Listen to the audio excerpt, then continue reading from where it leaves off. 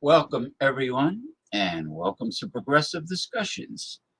It is just about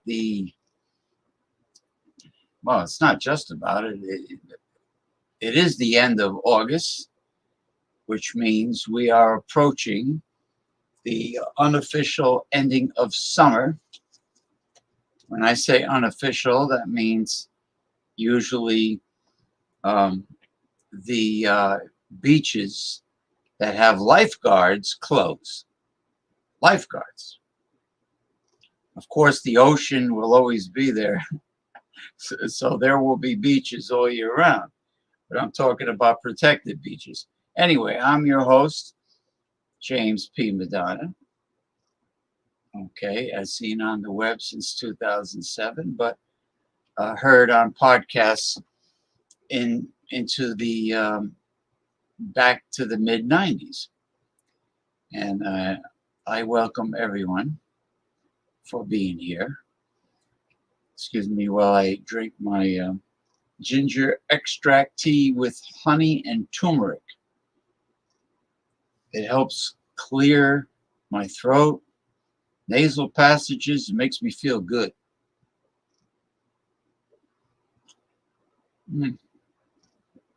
Wonderful. It's from this Chinese company, and it comes in little granules. So it's in a foil packet, instant granules, and mixes instantly. And it has a very pleasant flavor as well as medicinal effect. Also for gastrointestinal disorders, as well as if you have a cold or congestion from allergies. I highly recommend it.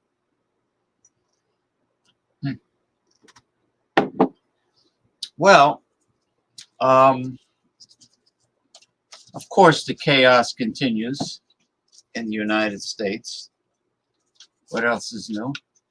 The politics hasn't really changed, so the chaos continues. As long as people are brainwashed to think that the only politicians qualified to run this country effectively, or in most cases to the detriment, ineffectively, they think the only ones qualified are the ones that are part of the two major parties, Democrats and Republicans, but they are too either naive or downright stupid to recognize that the two parties are very much corrupt and they are controlled by and in bed with the oligarch, which is the top 1% of the wealthiest in the country and the world. It's not rocket science. If you accept huge campaign contributions from the fat cats, if you get elected, you owe huge favors in return. It's as simple as that. And like Governor Jesse Ventura, former governor of Minnesota, said that a politician is not obligated to meet with lobbyists. You hear that, politicians out there? Okay, particularly independent progressives and members of the Green Party, members of Our Revolution, you are not obligated to meet with lobbyists. So just say no to lobbyists. All right, speaking of Jesse Ventura, let's see. Where are we? Here we go. Let me get Mr. Ventura up here. Not up here in my studio, I wish. But let me get the screen of his most recent speech, Words of Wisdom. All right.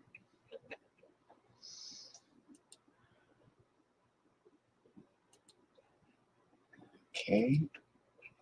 Now, here we go. I just want to say that I've been communicating often on Twitter with people that represent the Green Party. Now, the good news is, and I'm very proud that they're able to achieve this. The good news, well, the great news is that the Green Party will be appearing on the ballot in the state of Georgia. So great work to a true progressive third political party, the Green Party. Okay. The party that the great Mr. Ralph Nader ran for president under. All right. So you know that they're good. You know that the Green Party is the party that, until Bernie Sanders and Our Revolution creates another third progressive People's Party that does not take big campaign contributions, just like Bernie Sanders' 2 campaigns for president, in which he was eventually sabotaged and screwed over by the DNC, right? Okay, unless they create a third new progressive People's Party, all we have right now, as far as progressives go, is the Green Party. So the Green Party is very well established and they exist. So let's work with that now. If all progressive independents and I'm referring to people that are members of our revolution that have been doing very good in the elections that they're involved in. They really have been successful because Americans have hit rock bottom and they're very angry and they're desperate for change. And, you know, I don't blame them. They're starting to wake up and ditch the two-party system. So, if those people, Bernie Sanders people in our revolution, like, for instance, someone that is in the spotlight, Nina Turner from Cleveland, Ohio, if these people join the Green Party, okay, now there's going to be tremendous momentum behind the Green Party. And this will encourage real progressives to vote for the Green Party candidate. Because if they're on the ballot, if they end up being on the ballot in every state in the country, which they should, because Americans deserve options, they should be on the ballot in every state in the country. If they are, then they will, I don't want to say encourage, they will demand that the mainstream media give them face time, which means that the progressive Green Party candidate will, through pressure, be invited to the debates, the political debates, which they really should, because they have a right to hear and be heard by the American people, and the American people have a right to options to make an honest decision, vote their conscience or however they vote through research. So I'm very happy for the state of Georgia for having a true progressive third party on the ballot, and it will be on the ballot this November, and that is the Green Party. And so let's push for every state in the union to have the Green Party on its ballot, because we can't hold our breath and wait for Bernie Sanders and our revolution, or even the American Socialists of America, to decide, well, American voters that are progressive would feel more comfortable, more satisfied if they had a progressive political party to get behind. Instead of having miscellaneous independent progressive candidates scattered all over the ballot, there would be a solid progressive political party. So let's just hope they do the right thing, because forget about trying to save and fix the Democrat Party. They're shot, man. They are to the right of center. Forget about Democrats claiming that they're progressives when they run for office. Forget about it. It's a lie. They're not progressives. They are literally to the right of center. I won't even call them moderates because it's obvious that Joe Biden was always to the right of center, and he still is, and he might be to the right of center even more so today. Okay, we have a visitor, and he's very well known to us, Mr. Sidney from the state of Michigan. I hope your week and weekend went well. Greetings, Sidney. On this unofficial ending of summer.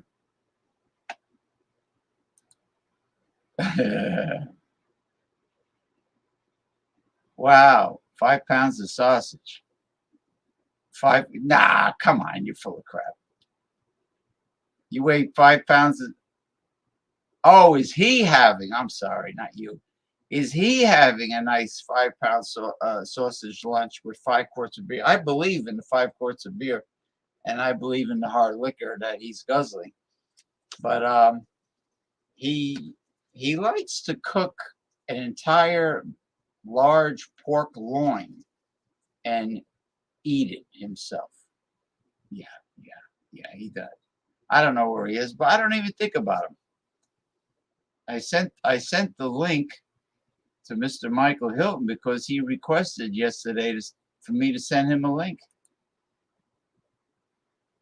I'm hanging in there.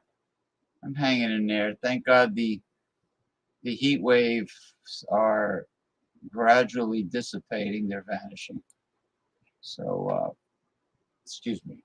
I have my concentrated ginger, turmeric, and honey tea. Instant in granule form.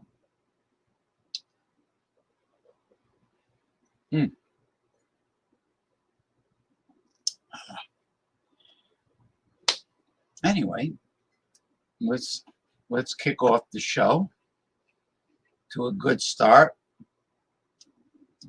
Besides my gum flapping at the beginning, and hopefully Michael will show up. And he said to me he's going to be on. I hope he's not blowing sunshine up my ass. And I hope he's really going to be on. Because if he's not, I'm going to be angry because he has a habit of making promises and claims that he cannot keep. So we shall see. All right. Let us hear from a great American hero and veteran, former governor of the state of Minnesota, professional wrestling legend and superstar, Mr. Jesse Ventura, Governor Jesse Ventura. FBI raids are trumping outrage. Hi, I'm Jesse Ventura, Governor of Minnesota, and it's time for me to vent again. The Republicans, I got to talk about them. They're outraged. They're outraged because the FBI went in and searched former President Donald Trump's home at Mar-a-Lago. They're outraged over that. They now want to defund the FBI. There's been talk of that. I thought that they were the party who loved the police, but now apparently defunding is popular to them. They're outraged, and they tell us that it could happen to you. It could happen to any of us now. The government abuse could go into our own homes and they could come and search us. You know what? They're right. That's true. You could be searched if you also have top secret security documents illegally in your home. Let's not forget that. The man took things that he wasn't supposed to be in possession of, and yet they're outraged. You notice there's no outrage over January 6th. Donald Trump being legally searched with a subpoena and a search warrant, legally done right, is more outrage than what they did January 6th in attacking the Capitol, where 5 people died, and an attempted overthrow and coup d'etat of our government. Why? Because they lost an election and then they lie about the results, saying they were cheated. Republicans, why don't you try looking in the mirror for a while? Truly do it. Look into the mirror and assess your position and what you're talking about here. You're outraged over a legal search warrant. You didn't even want January 6th investigated. Well, we know why now, don't we? You didn't want it investigated because you have a lot of guilty people sitting in your political party, people who should not hold public office anymore. Why? Because you take an oath to defend the Constitution against all enemies, foreign and domestic. And January 6th was domestic enemies attacking the U.S. Capitol. Absolutely right, Jesse Ventura. Okay.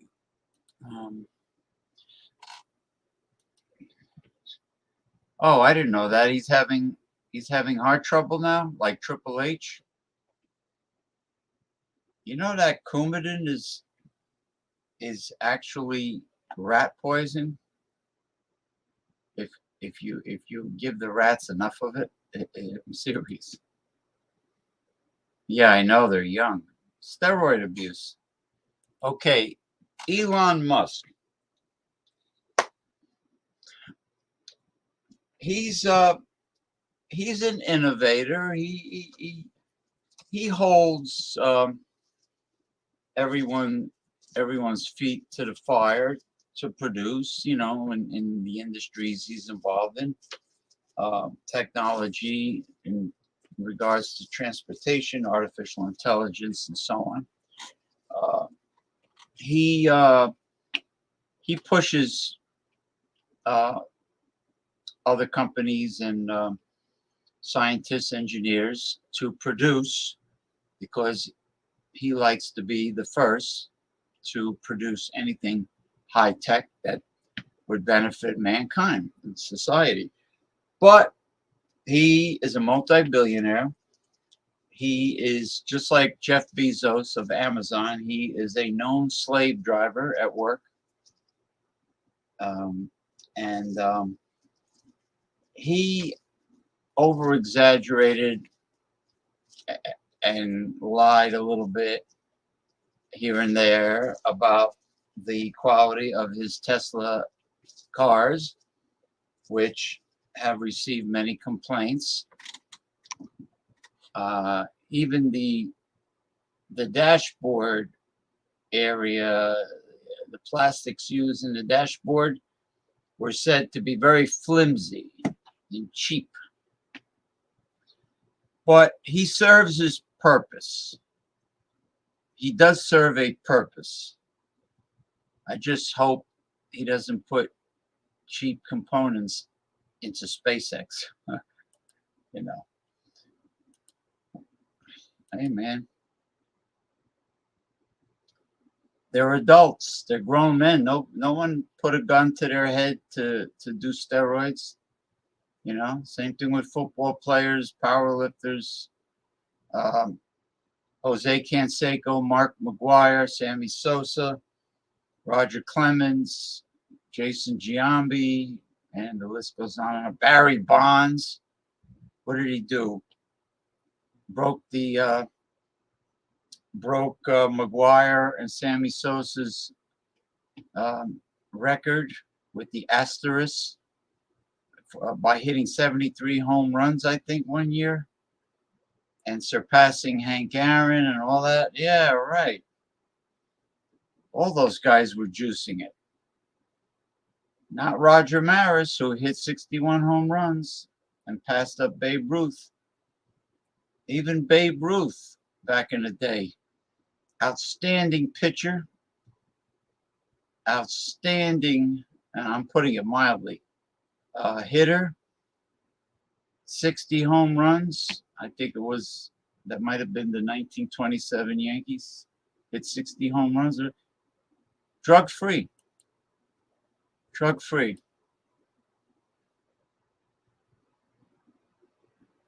Hold on. Do you consider Jeff Below to be a good? Wait a minute. What are we talking about? Oh, Jeff Bezos, that fucking dildo-headed prick.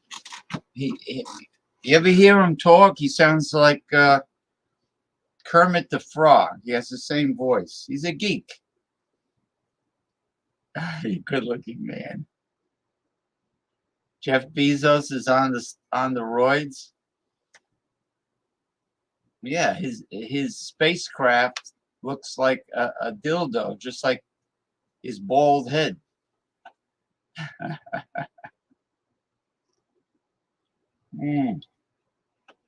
All right, we got our next topic.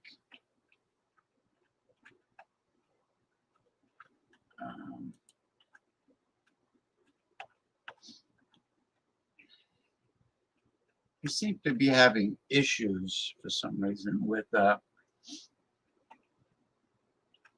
certain programs on the desktop as opposed to on my Android. Strange.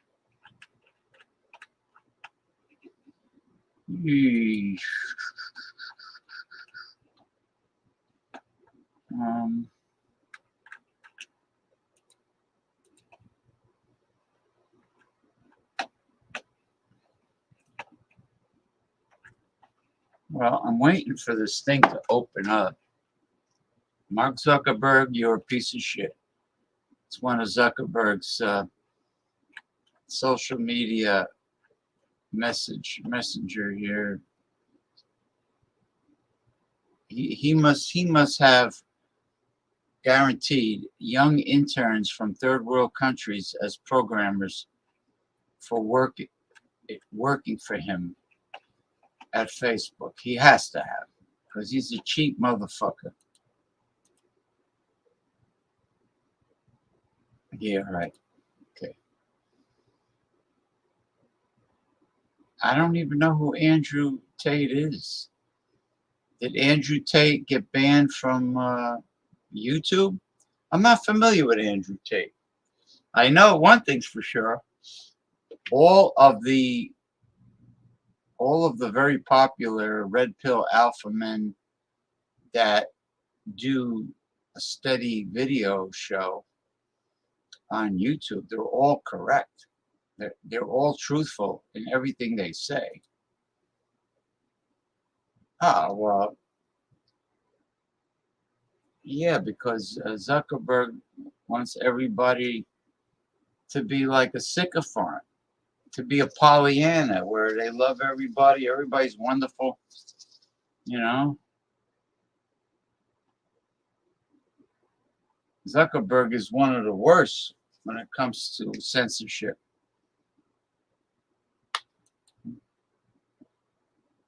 Yeah, my boy. The guy who I would love to take my pipe wrench and close it very hard on his eagle beak and twist it off.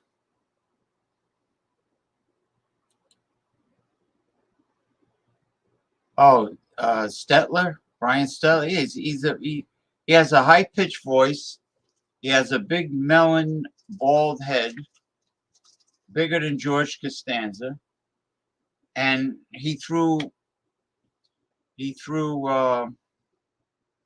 Andrew. I'm sorry, he threw Chris Cuomo under the bus, and so did Chris Cuomo's brother from another mother.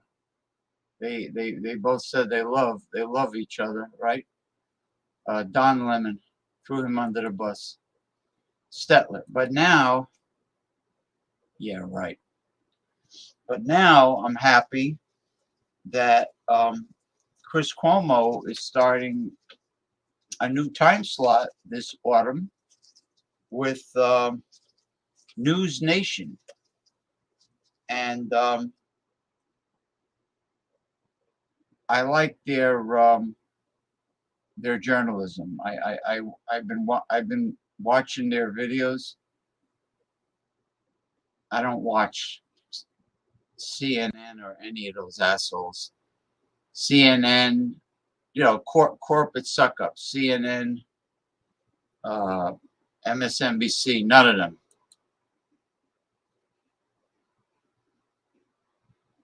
Oh, really? Oh, gee, that's horrible. He really said that, Sid? Jordy, Hello, good sir. no, James. long time no see, performing artist, songwriter, and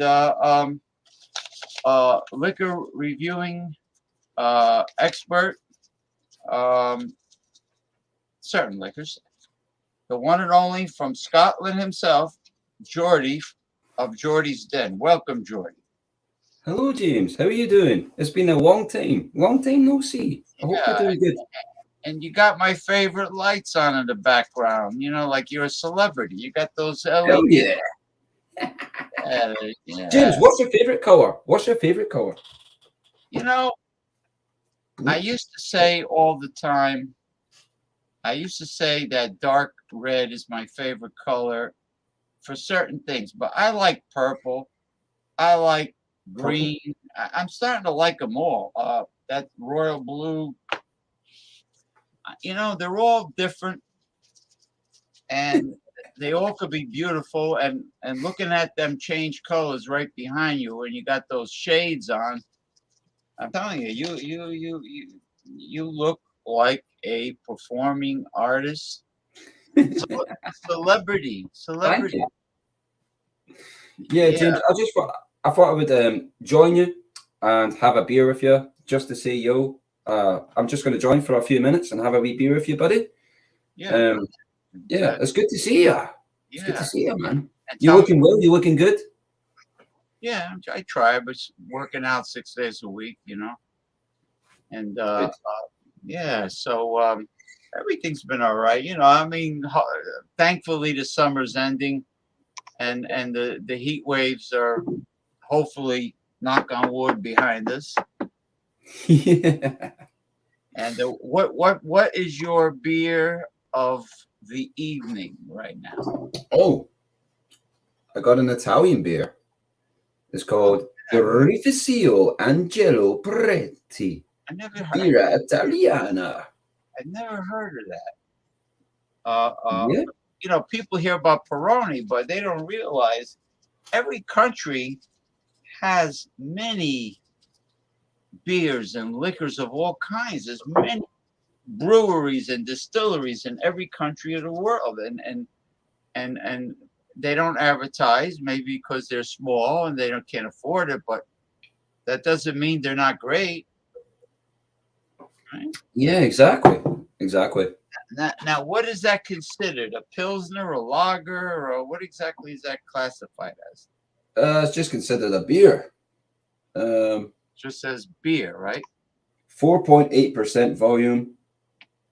Premium lager brewed and bottled in the UK. Oh, so it's not exactly from Italy. It's a This is lager. an Italian beer, but it's brewed in the United Kingdom. Yeah, well, lagers are easy on my stomach. I don't get acid reflux or heartburn from lagers.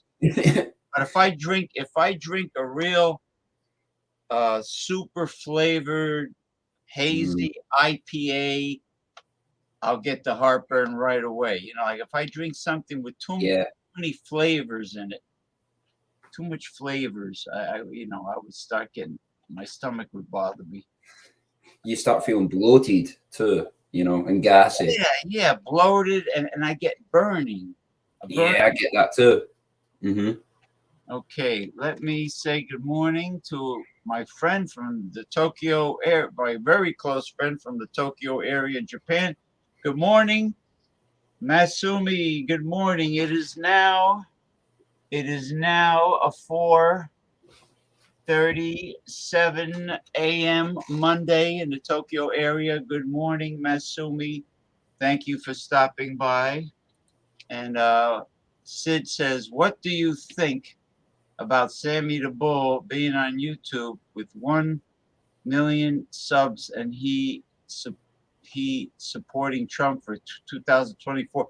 I actually watched that interview. It was over an hour, and I also watched a couple other interviews of former mafia hitmen, and they're quite revealing. I mean, they're you know, I mean, me say greetings to the one and only Ronald J. Terrio. Oh yeah. I've certainly never had that product. Okay. Yep. You're welcome, Masumi there. 4.8% from Italy. From Italy. Italia, birra, pretti. Da, da, da, da, da, da, da. Da, da, da, da, da, da, da.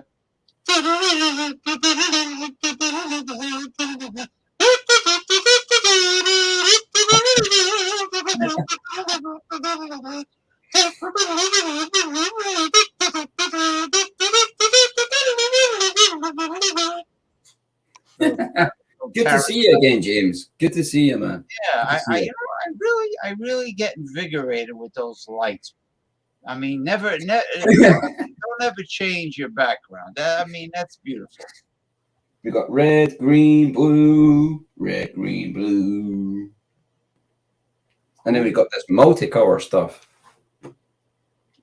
From Italy, but really from England. So yeah, yeah, I hate when that happens. You think it's bottled in the UK to save? It's supposed to be an Italian beer, but yeah, premium lager brewed and bottled in the UK, so it's not exactly Italian, is it? What? Yeah. Well, do you think they do it to save money on?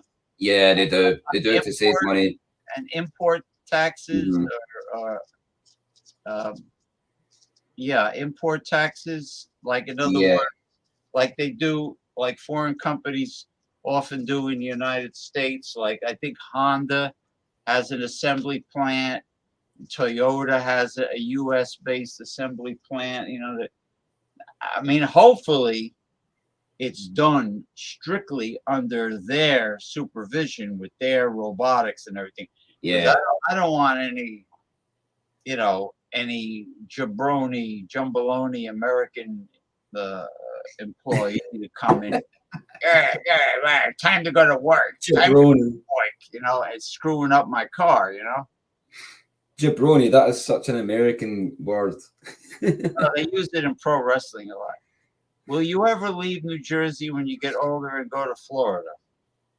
No, Florida's it's too hot. It's too humid. I hate the humidity. Number one. Well, it's humid here too, but it's worse down there. And it's overcrowded, and it's a red state. It's too Republican. But I wouldn't mind like living in the desert, like in the suburbs of Las Vegas or maybe Tucson, Arizona, or something.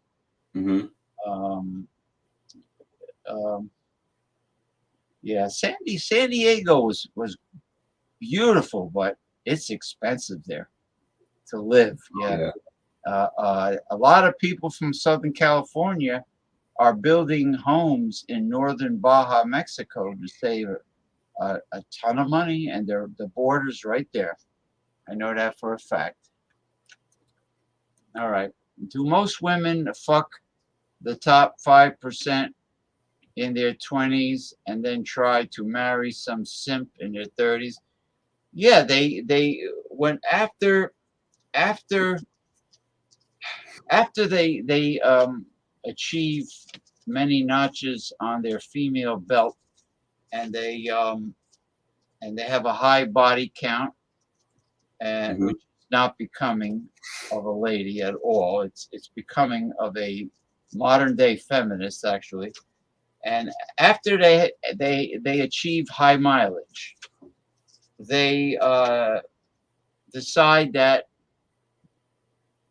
they made enough money. They made enough money in their career, and it's time to settle down. They made their money. and they're older. They could be middle-aged. The biological clock is ticking as far as having children. They can't. It's not in their favor. Then they find some simp, some sucker, beta, blue pill beta male sucker simp that pays for everything, and then she sneaks away as a cougar and has an affair with the gardener or the pool boy or whatever, or the male masseuse at the health club. And she cheats on the poor sap that's paying for everything. Yeah. No, I don't want BC making my Honda or Toyota. You didn't get the job? Well, I know the job market really sucks, and so does the economy, Brian. Mm-hmm. It's the same here in the United Kingdom. The job economy sucks. It's really bad there? Mm-hmm.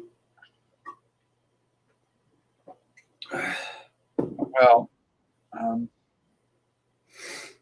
what about tourism? Does Scotland have a fairly decent amount of tourism? Yeah, we get tourists. Wait, the town I'm in right now, we get tourists all the time.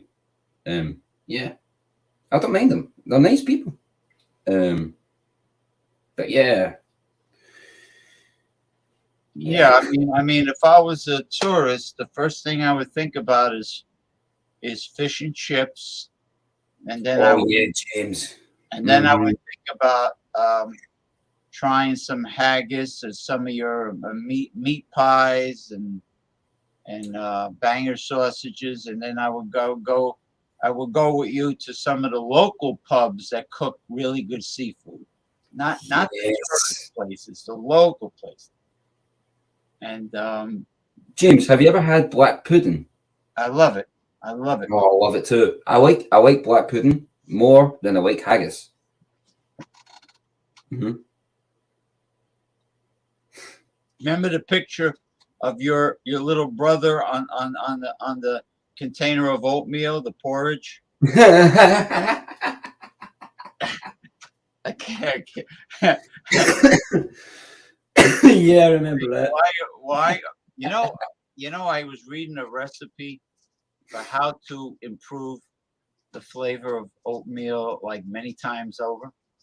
You take the dry oatmeal, the dry raw oats, and you put it in like the pot that you're gonna boil it in. You put it in there, or a skillet, small skillet, and you put good oil. You heat it up, and you put really good quality oil, whatever you like, coconut oil, extra virgin olive oil, whatever, and you toast it. You toast it until it gets brown. Then you add the water and everything else, and you boil it. I've never had oatmeal like that before. Toasted. Yeah, they said that the flavor will be like much better. I'm gonna try that. Now, what do you say now, Sid? You're talking about young females that have a low sexual market value. If they're obese and they got tattoos all over, they're of a low sexual market value, and those are the women that are supposed to be experts at giving blowjobs. Because they have to. Oh, come on, Brian, you're trolling me, man. You're not dumpster diving. With all the social programs that this country has, there's no need to live like that. You busted my balls. Someone told me that you're a troll. Maybe you're Red Rooster in disguise. Do you think BC could go to a club with a wife? The stuff he comes out with. Do you think BC could go to a club with a wife beater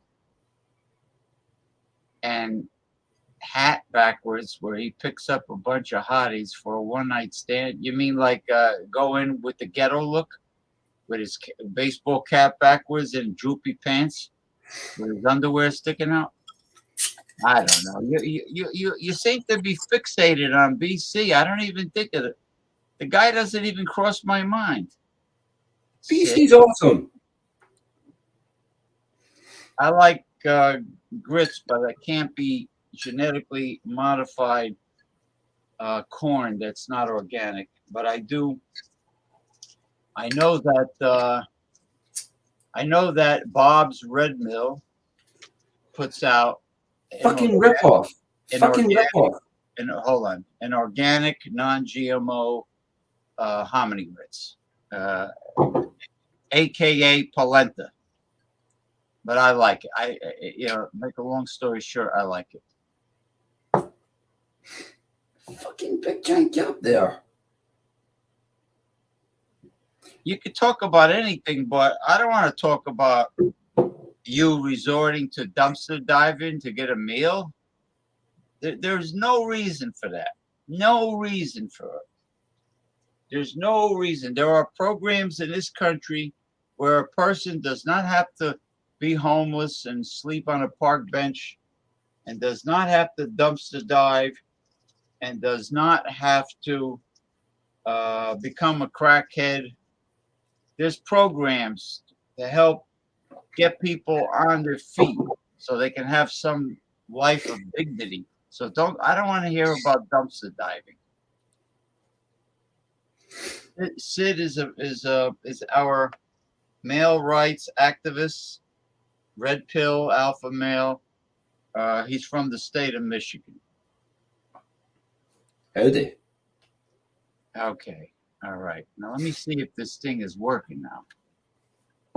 But yeah, James, I just thought I would jump on for a beer and say cheers. I'm going to do my own live stream though. I just thought I would jump on because I've not seen you in a while, and I miss you, man. I've not seen you in a bit. The last time I was on your stream was like a few months ago or something. All right.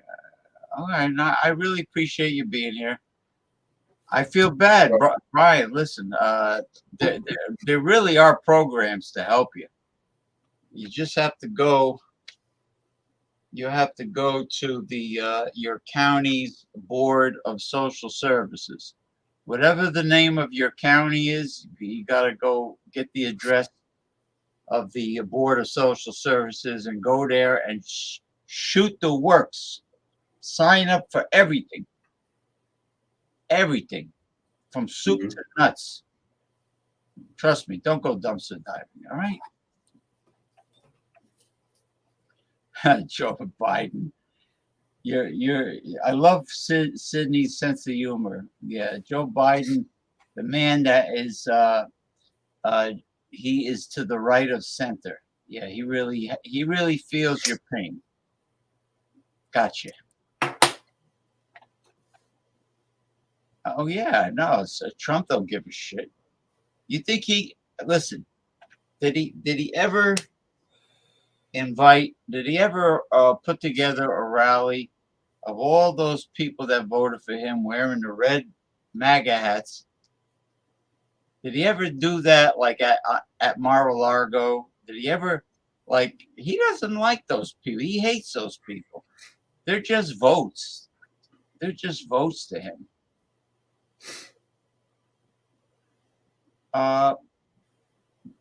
Well, you could sign up for EBT, an EBT card, food stamps. They used to call food stamps. You can apply for Medicaid, which you'll get an insurance policy anyway, which is Obamacare. You can do that. You can get they have a subsidy for your utility bill, gas and electric. You can sign up for Section 8, and you can get a what do you call government housing and urban development subsidized apartment. I could post the link right here. I have the link somewhere. I can post it, and Well, yeah, unfortunately, women will sleep with Satan himself for money. You know, they're not yeah, they look at men as a provider, not loving them for who they are, only for what they can get out of them. You know. Hey, Jason Cleveland, greetings, greetings, greetings. Jason is here. Well, how is everybody? How's your father, Jordy? How's your brother? How's everybody doing? Doing good, doing good. Just getting on. How are you doing, James? Good to see ya. Good to see ya. What are you drinking there? I'm just drinking some ginger, turmeric, and honey concentrate, Chinese, like an instant tea. It comes in granules in a Did you foil. say turmeric? Turmeric? Yeah, there's turmeric, ginger, and honey, and it's instant. It comes in granules. And Yeah, I drink this stuff called it's called a turmeric shot. It's basically loaded with turmeric and orange juice, and I drink that. Yeah, it's immunity. Immunity. Oh yeah, turmeric's it's an ancient medicine, sure. Yes. Brian is an incel bro. There are any government programs to get him a hooker? Stop it. No, you can't charge. You can't charge. Hookers don't take Medicaid. Hey, Bart. Hey, Bart Robinson. Feliz Domingo to you. Oh, you motherfucker! Happy Sunday to you. I just spilled my fucking beer everywhere. Son of a bitch. So you were talking with your hands. I've done that. I've done that. I don't know. She's married. Kamala Harris is married to actually a white guy. Yeah. Damn it. Son of a fucking bitch. Did you see that? I'm sorry. I fucking spilled beer everywhere. I'm sorry. I'm sorry, Jordy, that happened. It's all good. It's my own fault. I guess Kamala Harris must have moved her husband and her family to Washington, right? I think they have like these Washington. Let me see who this is. I'm having issues with Mark Zuckerberg, fucking son of a bitch, with Facebook Messenger. Zuckerberg is at it again? Yeah, he's like it's like he's busting my balls. Like I have material to go over. I'm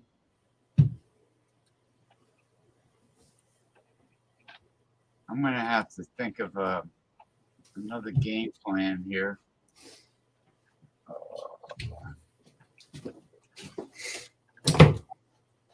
Let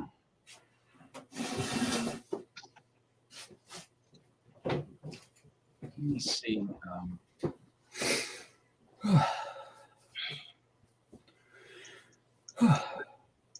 What a nightmare.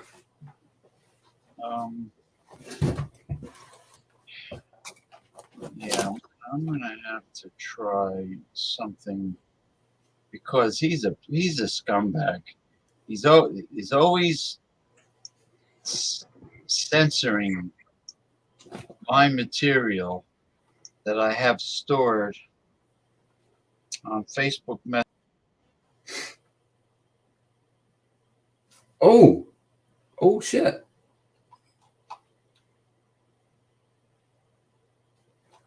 I don't know what happened, guys. James is gone. I don't know what happened. Yeah, James is. I'm sure James will be back. I don't know what happened. Yeah, Jason, how you doing? Sydney. What happened to James? I don't know. I don't know. He just randomly cut out. I don't know. It's quite funny though. But I was just going to finish this beer and leave anyway. Yeah, what happened? I don't know. Zuckerberg nuked James. Fuckerberg is out of the game. I'm sure James will be back. I'm sure he'll be back. I don't know what's happened though. That's weird. But I guess I'll just tell you what I'm drinking. So I'm drinking Tennent's Light from Glasgow. Tennent's Light. Cheers, Sydney. Cheers, Jason. I don't know what happened to James. I honestly don't know. I think he'll be back though. But I was just basically joining for a beer, and I was gonna leave soon. I'm gonna do a live in my channel, Jordy's Den. Yeah, I don't know what happened to James. That's a weird one. There he is. There he is. He's back. Oh, what happened? It's just that something really strange has been going on Sundays when it comes to the info. Oh, okay, now it's back. The information on Messenger. Let's see. Messenger? Yeah. All right, let me check this out. I think we do, because now, as you can see, we are in a studio atmosphere. We're not in a remote atmosphere anymore. But then how do we... I wanted to ask you real quickly, how many houses do you own? Okay, here we go. Incredible. Okay. Incredible. But yeah, James, I thought I would just join you for the wee beer, man. I'm going to shoot off. Thank you for having me, man. That's right. You got to do your... you got to go live with your show. Yeah. So thanks for having me, buddy. Cheers. Oh, okay. All right. Take care. Nice to have you, Jordy. Come again. Take care. If I'm still on, and you want to come back, come back. If I'm still on. Yeah. And yeah, definitely. Yeah.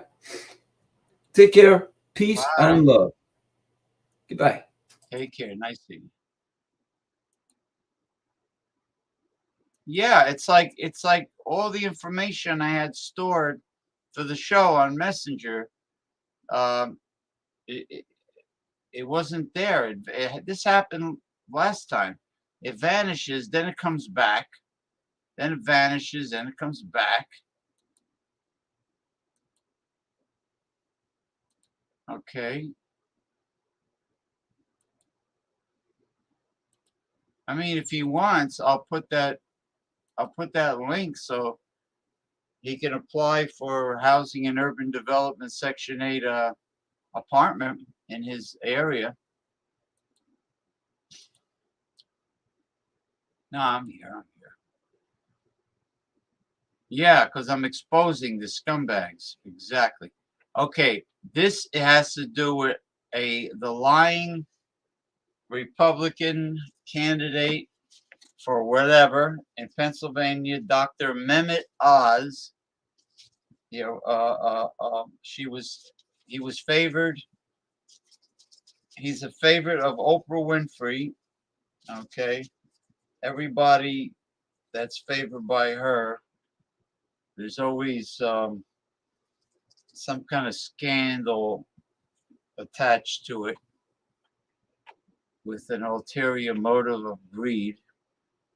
I can't stand Oprah Winfrey either. I wanted to ask you real quickly, how many houses do you own? Well, I legitimately, I own two houses, but one that we're building on, the other one I rent. Right, and one of them's the one that you married your wife in, correctly? Actually, yeah, I'm renting that from my mother-in-law. We're building the house next to it. Oh, gotcha. That's very cool.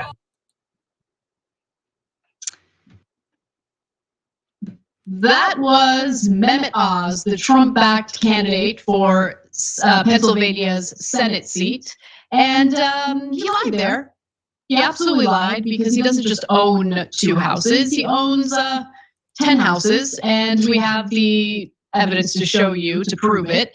So according to public records, and they are public, anyone can look at them, Dr. Oz owns 10 properties. 10. Then again, there's other people in his family who also own properties that he, it's wealth in the same household, right? So his wife, Lisa, owns a mansion in Maine with her family and a pool house next to Oz's in Oz's New Jersey mansion. Which, I get it. Like if maybe you're in a tiff with your partner, you want to get away. What better way to do it than just escaping to your own mansion right next door? So that's what's going on there. So what was he saying about renting? Right? He's like, because he made it seem like he was renting properties. He doesn't actually own them, but that's a lie. While Oz does rent out some of the properties, like a landlord would, at times sharing them with questionable tenants, he is not renting them from others. He owns them legally and legitimately, and they make up a sizable portion of his assets, which total at least $100 million. And remember, we've covered a story about the family business, which got fined for employing and underpaying undocumented immigrants. So that's another thing to keep in mind. Like they just love that theft, don't they? That wage theft.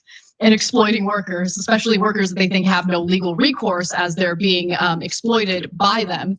And John Fetterman weighed in on this, saying, Dr. Oz can afford to own 11 whole houses. That means, of course, he can most definitely fund his campaign with his own money, or millions. If you're new here on Twitter, I humbly ask, will you please make a contribution of any amount to our campaign today? I am bought and paid for by you 100%. Again, he just gets it. He gets the messaging. And in fact, he has a detailed campaign ad that focuses on Dr. Oz's houses. So let's take a look at that. Ladies and gentlemen, the man himself, Dr. Oz. How many houses do you own really work with?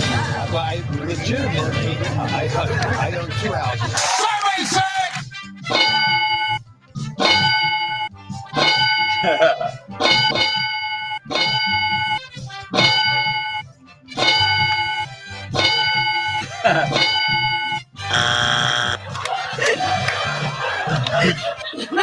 Rich people think different. They sure do. In fact, recent update to this story is Dr. Oz getting real salty for people giving him crap about lying about the number of houses he has. In a tweet, he says, I purchased my houses with my money, some of which might have been stolen from undocumented workers that we employed. You lived off your parents until you were at least almost 50. Regular people don't mooch off their parents when they're 50. Get off the couch, John. I don't know if that's going to sit well with the multifamily households that have to live in that kind of situation, considering how unbelievably expensive and astronomically priced housing. Typical greedy, cheap Republican taking advantage of living at home, mooching off his parents, getting his mommy to do his laundry for him and cook for him, okay, while he earns his medical degrees and makes a fortune as a doctor. What a piece of shit. Typical Republican. Housing is in this country, but who knows? Maybe some people will like that comment. I know I don't. But anyway. You know, it's watching that video. It's one of those funny things. Like every now and again, when I want to rib a woman, a friend of mine who was single, I'll be like, "How many boyfriends do you have now?" Right? And it's always been, "But oh my God, exasperation! Like, how could you say that?" Because of course, like when you have a boyfriend, how they work generally, it's like, yeah, I got one boy. I know how much boyfriends I got, right? Like that's not something you ever need to calculate. The way Dr. Oz had the pause, like that tells you all you need to know. Some people do own a vacation crib. They're blessed enough to own one, or they do own a rental property or whatever. But if you ask somebody how many homes they own, they could just tell you. They know. Like when he goes legitimately, like blah blah blah, and it's obfuscation for the obvious reason. Like he knows how ridiculous it is and how it sounds to say, I own 10 homes. I'm a guy who owns 10 homes, and I'm gonna pretend to know what ails the down home meat and potatoes people of Pennsylvania. It's craziness. It is craziness. Yeah, he knows it's not going to look good because voters are inevitably going to feel like they're going to judge you for it, brother. That they're not going to, but more importantly, it's not just, look, I think there's a difference between just hating on someone because they're rich. And then also like when it comes to politicians, you know that someone with that kind of wealth isn't going to comprehend the reality that you're living, right? And you want members of Congress, you want senators to be connected to you, not so wealthy that they're completely disconnected from your reality. And so that's why he felt the need to lie. And once he got caught in that lie, he got super salty for anyone even bringing it up. But no, this is relevant. Thanks for watching The Young Turks. I really appreciate it. Another way to show support is through YouTube memberships. Okay. The lying Dr. Oz. Everyone who is buddy-buddy with Oprah Winfrey is full of shit.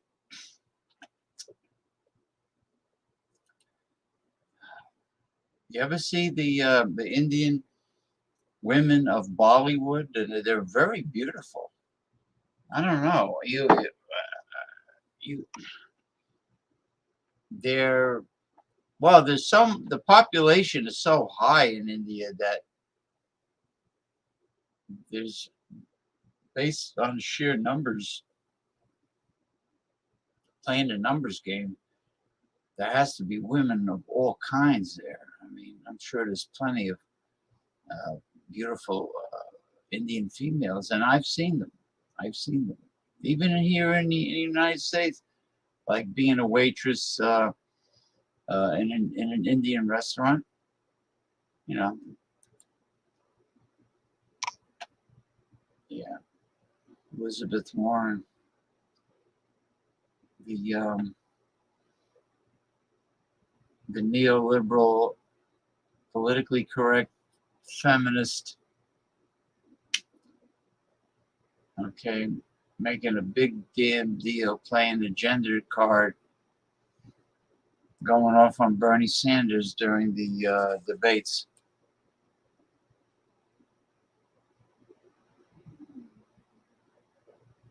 Well, I wouldn't doubt it. There's a lot of Americans that are downright ugly too. Just go shopping at Walmart.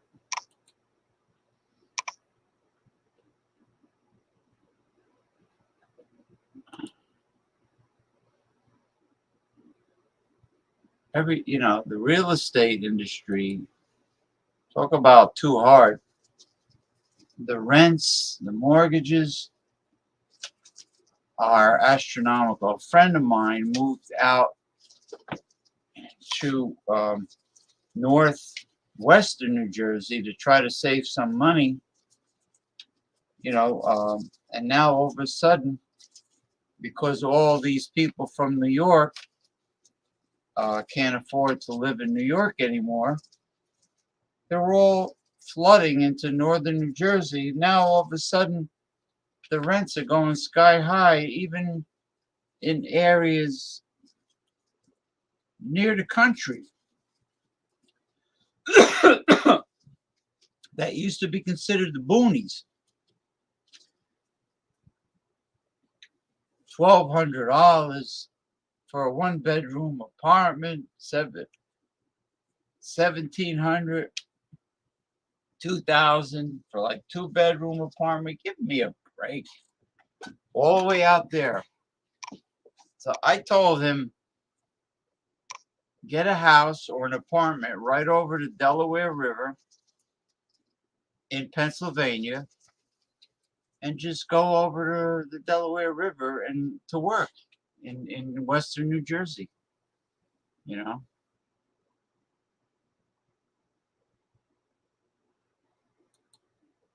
Yeah, free Andrew Tate. I never heard him, but American white women are very attractive and thin. Well, yeah, certain ones. I order garlic naan, or better yet, the garlic naan stuffed with cheese. And then there's another Indian bread that's very tasty called paratha. Paratha. Roti I never had.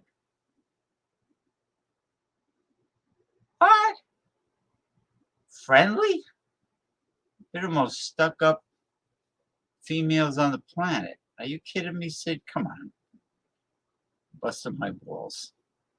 Yeah, right. You busted my cum. Stop it. Stop it. Stop the bullshit. No, I don't like Camden, New Jersey. I despise Camden, New Jersey. It's a shithole. It's a crime-ridden ghetto. I don't know why they built the New Jersey State Aquarium in Camden, New Jersey, which is a suburb of Philadelphia.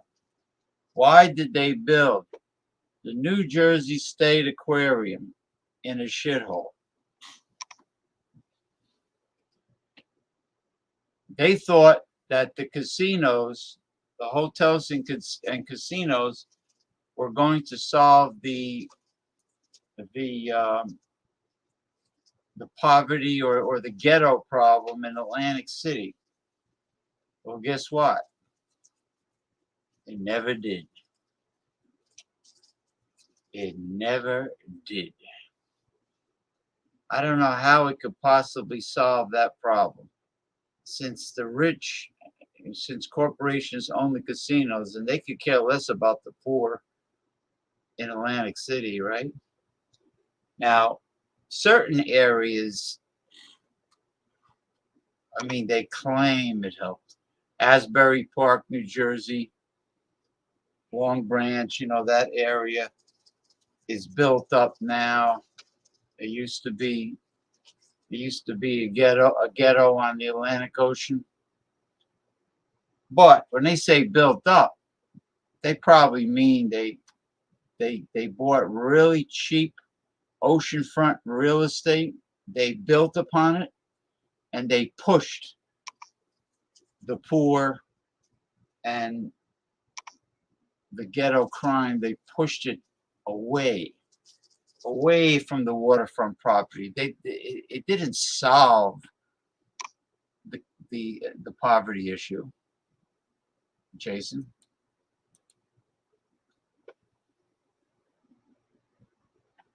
You're so full of crap, Sid. You're so full of crap.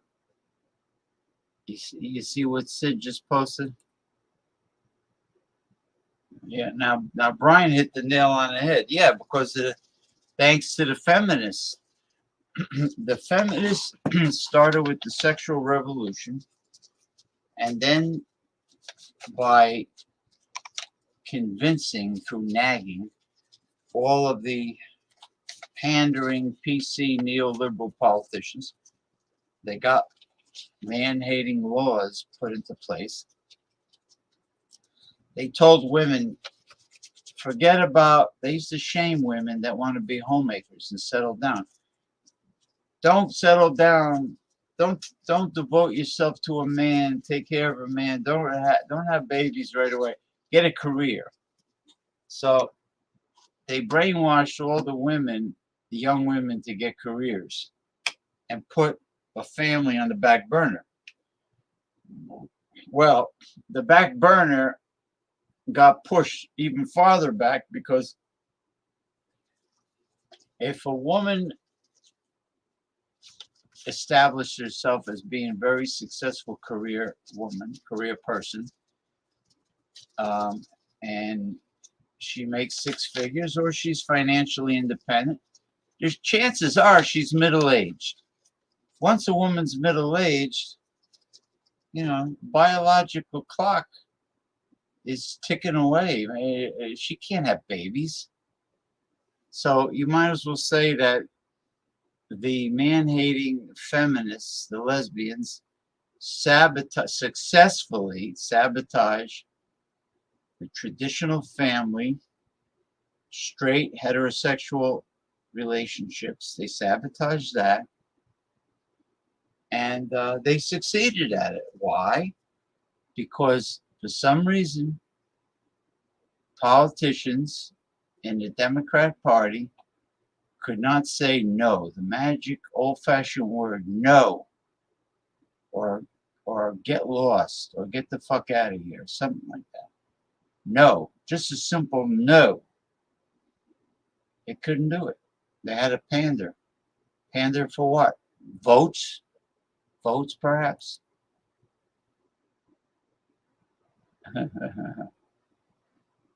Yeah, mothering. Yeah, maybe nurses. Nurses have a tendency to have that need to help men that are sort of downtrodden.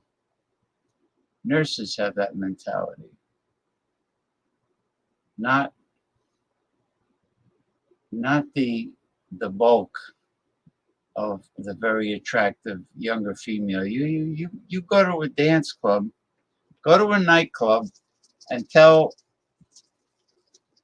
a girl in her 20s who's very attractive that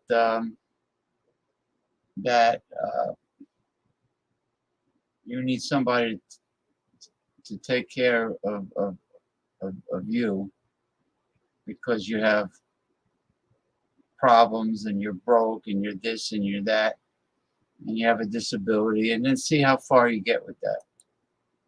Mr. Sid, Mr. Sid, Mr. Sid. Okay, let me see.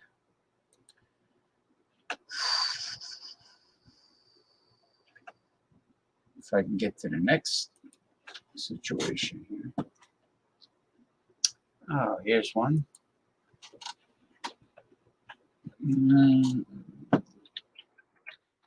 Okay.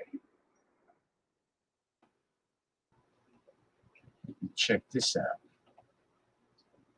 Check this out.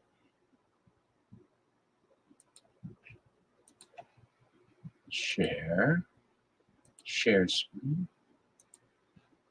Share screen. Check this out. All right, here we go. All right. This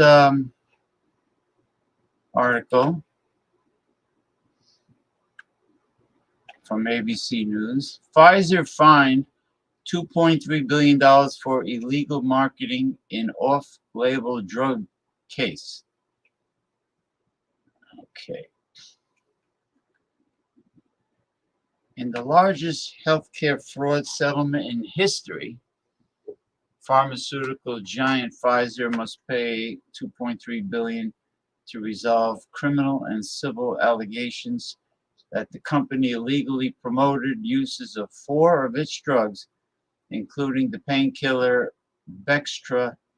The U.S. Department of Justice announced Wednesday, besides Bextra, the drugs were Geodon, an antipsychotic, Zyvox, an antibiotic, and Lyrica, an anti-epileptic drug. Once the Food and Drug Administration approves drugs, doctors can prescribe them off-label for any use. But makers can't market them for anything other than approved uses. Pfizer subsidiary Pharmacia and Upjohn pleaded guilty to a felony violation for promoting off-label uses of Bextra, such as for pain relief after knee replacement surgery, at the FDA's request. Pfizer pulled Bextra off the market in April 2005 because its risks, including a rare, sometimes fatal skin reaction, outweighed its benefits. It has been approved only for treating rheumatoid arthritis, osteoarthritis, and menstrual pain. As part of the settlement, Pfizer PFE will pay a criminal fine of $1.195 billion, the largest criminal fine ever imposed in the U.S. for any matter, according to the Justice Department. Pharmacia and Upjohn must pay a $105 million criminal fine. Pfizer also has agreed to pay $1 billion in civil damages and penalties to compensate federal health care programs for false claims submitted as a result of its marketing Bextra and the other 4 drugs for off-label use or at unapproved doses. Well, you know what? You play, you have to pay. You play, you pay. That's what they get. That's what they get. I know you're kidding. Well, you know, the more blue pill beta simps there are out there, guys that are simping, especially on social media, on dating apps, the more simps out there, the higher the perceived delusional sexual market value of these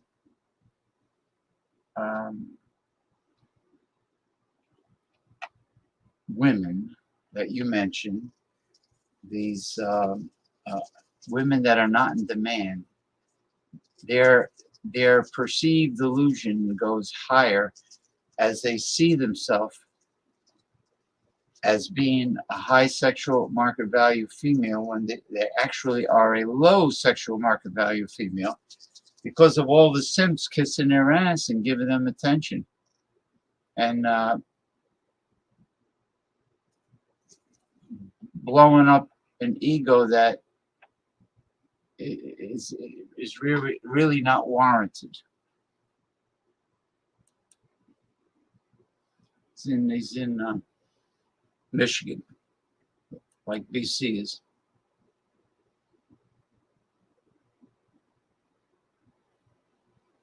That's why I believe in starting an undercover, underground organization, either paid for by the state or the federal government, of trained vigilantes like Charles Bronson in all those Death Wish movies to go out late at night, undercover, maybe dressed like an old man. I'll have him wear Kevlar and carry a concealable automatic weapon, or maybe a nice 40 caliber pistol with a silencer or whatever, and just go out and make themselves vulnerable to attack, to be mugged, and just have them, you know, dispatch these lowlives. And I would have them do it even to people putting graffiti on public and private property. There is no, you cannot rehabilitate a wicked mind that's already developed to be wicked.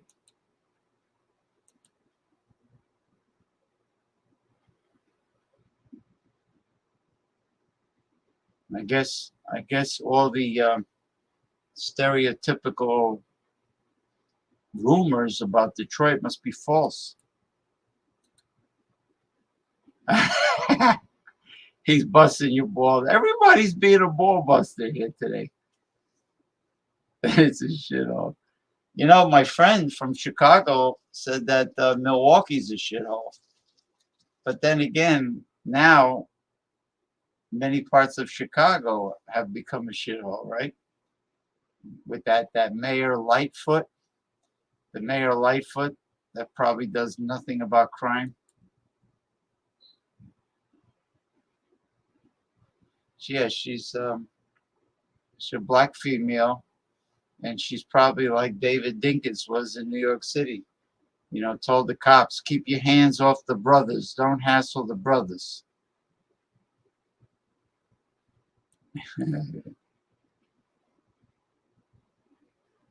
Yeah, yeah. There's no big pharma. I don't know who's greedier, big pharma or big oil. Honestly, I think it's a close competition. Yeah. Functional and safe. Well, no, because they don't hassle the people committing the crime. They're afraid of losing votes. They're afraid that they won't be PC to the neoliberal, corrupt Democrat Party. They won't be PC if they hassle those that are guilty. The strong, long arm of the law is not used. Yeah, why don't you contact him? Find out where he is. I mean, if you have a car, he could hop in your car and, you know, you guys can go have that. He knows where all the great places are to have Detroit style pizza and other places to eat. He knows them all. You know, pick him up because he doesn't have a car. And hopefully nothing happens to your passenger seat when you pick him up. You know?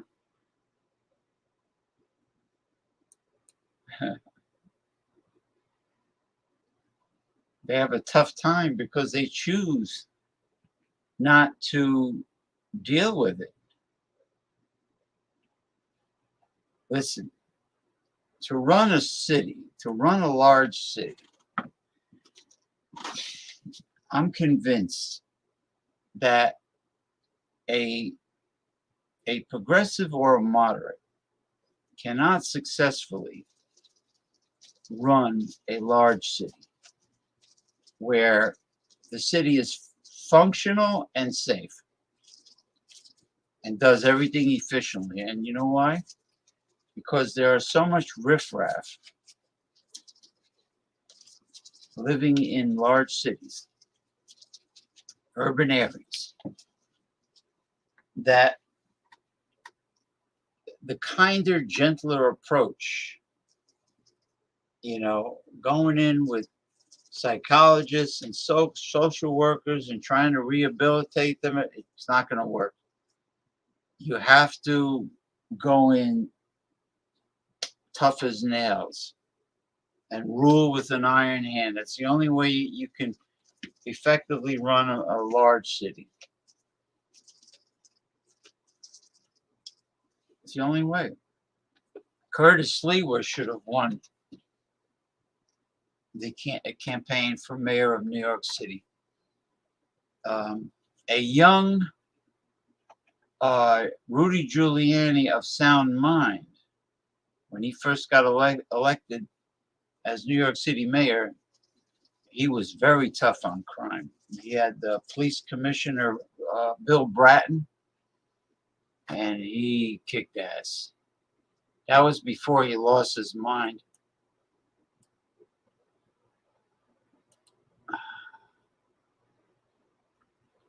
How come he doesn't have a car? I think he works in a department store or a fast food restaurant, and he can't afford it. Well, make sure you get one of those pine air fresheners that you hang from the rear view mirror, because it's a known fact that obese people do not bathe properly and regularly. Properly and regularly. Regularly. I have trouble with that word. James, you are an authority on healthy living and exercise, and I could listen to you for hours on the subject. I could do a show strictly on health, nutrition, and physical fitness. And Bart Robinson would be perfect. You and Bart would be perfect to help me do the show. Another guy who's pretty enthusiastic on the subject, Anthony Laura, he can't come on the show because he has an old El Cheapo smartphone, for God's sakes. I'm trying to tell him, get a good Android, get a new Android. What is with these people? They are so cheap. They're tighter than a clam's ass. Really, tighter than a clam's ass. Or is it a crab's ass? No, I think a clam's ass is tighter. You know? Yes, I'm stereotyping. I remember when I was a kid, before the stereo, they called it a hi-fi, a high fidelity, hi-fis. Not high five, like, hey, high five. On the slip side, no, high five. Yeah, stereotype.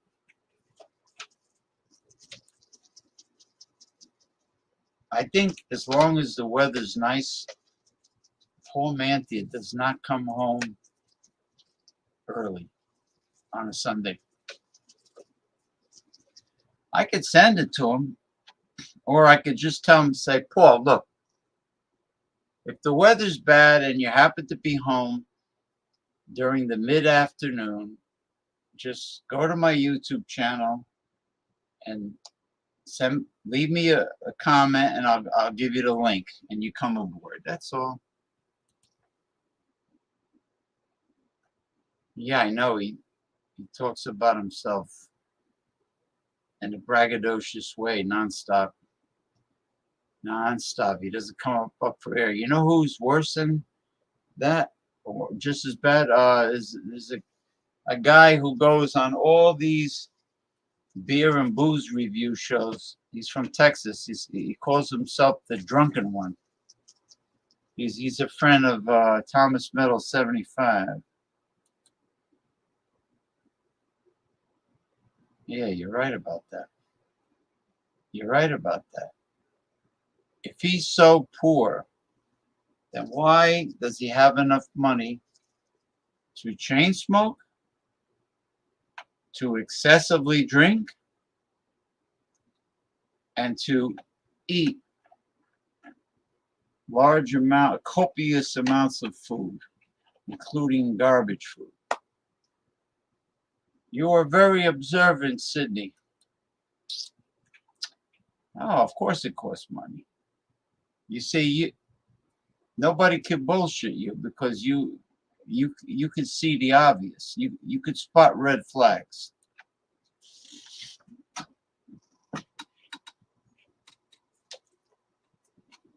Yeah, he doesn't have money to get an extra pair of earbuds with the microphone to solve his audio problem with his phone. I think he has an iPhone which has issues. And if you have a phone and you go live on StreamYard, well, first of all, you can't go live on StreamYard with an iPhone. You must have an Android, because iPhone forces you to use Safari as a browser when you go on StreamYard, and it's not compatible with StreamYard. But still, if you always go live with a smartphone and you have audio issues, you have to use the earbuds, which has a microphone, very nice sensitive mic that hangs about chin level, and the audio problems will be over. But does he go buy it? No. He leaves his earbuds at work, but then he likes to go live all the time. It doesn't make sense. I have no tolerance for people that don't have common sense. Oh, you know, drunken one. Oh, he doesn't stop. He doesn't stop. The only way you could talk with him present is if you abruptly and rudely interrupt him.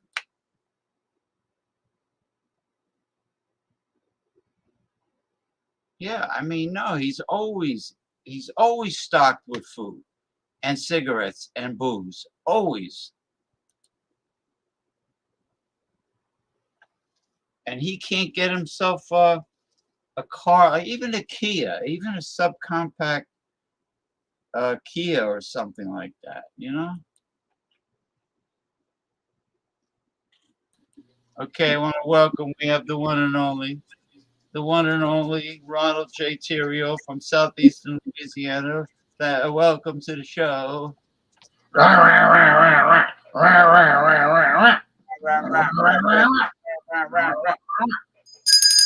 Decorum, I demand decorum. BC has That's what it sounds like with all the commentary. You know, they have a fixation on BC. I don't know why. Yeah, I don't get that. I don't get it. I don't get it. Well, cheers to your neighboring state, New York. Oh, look at that! You found the Brooklyn. Post Road. Oh, that looks good. Post Road Pumpkin Ale. Let me get a bird's eye. Let me get a bird's eye view of this. What's the ABV? 5. All right, not bad. Low bitterness. Well, it's brewed in Brooklyn, but mostly it's probably brewed in Utica at the big FX Matt Brewery, family-owned brewery, which we visited in 2016. Brooklyn. So the Brooklyn, you know, the Brooklyn Nets should use that B as their logo that's on the bottle. That'll look good. Yeah. Or the hockey team should move the hell out of Uniondale, Long Island, the New York Islanders, and they should go to Brooklyn, become the Brooklyn Shysters. I don't know, something like that. Brooklyn Bruises.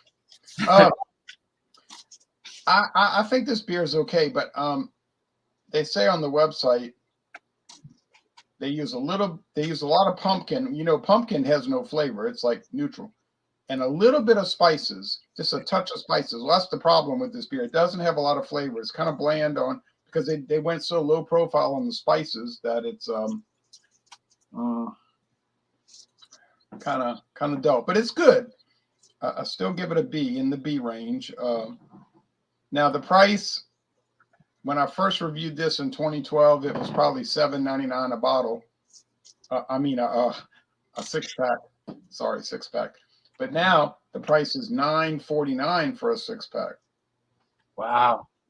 Went from $7.99 to $9.49, so it jumped up $1.50 in 10 years.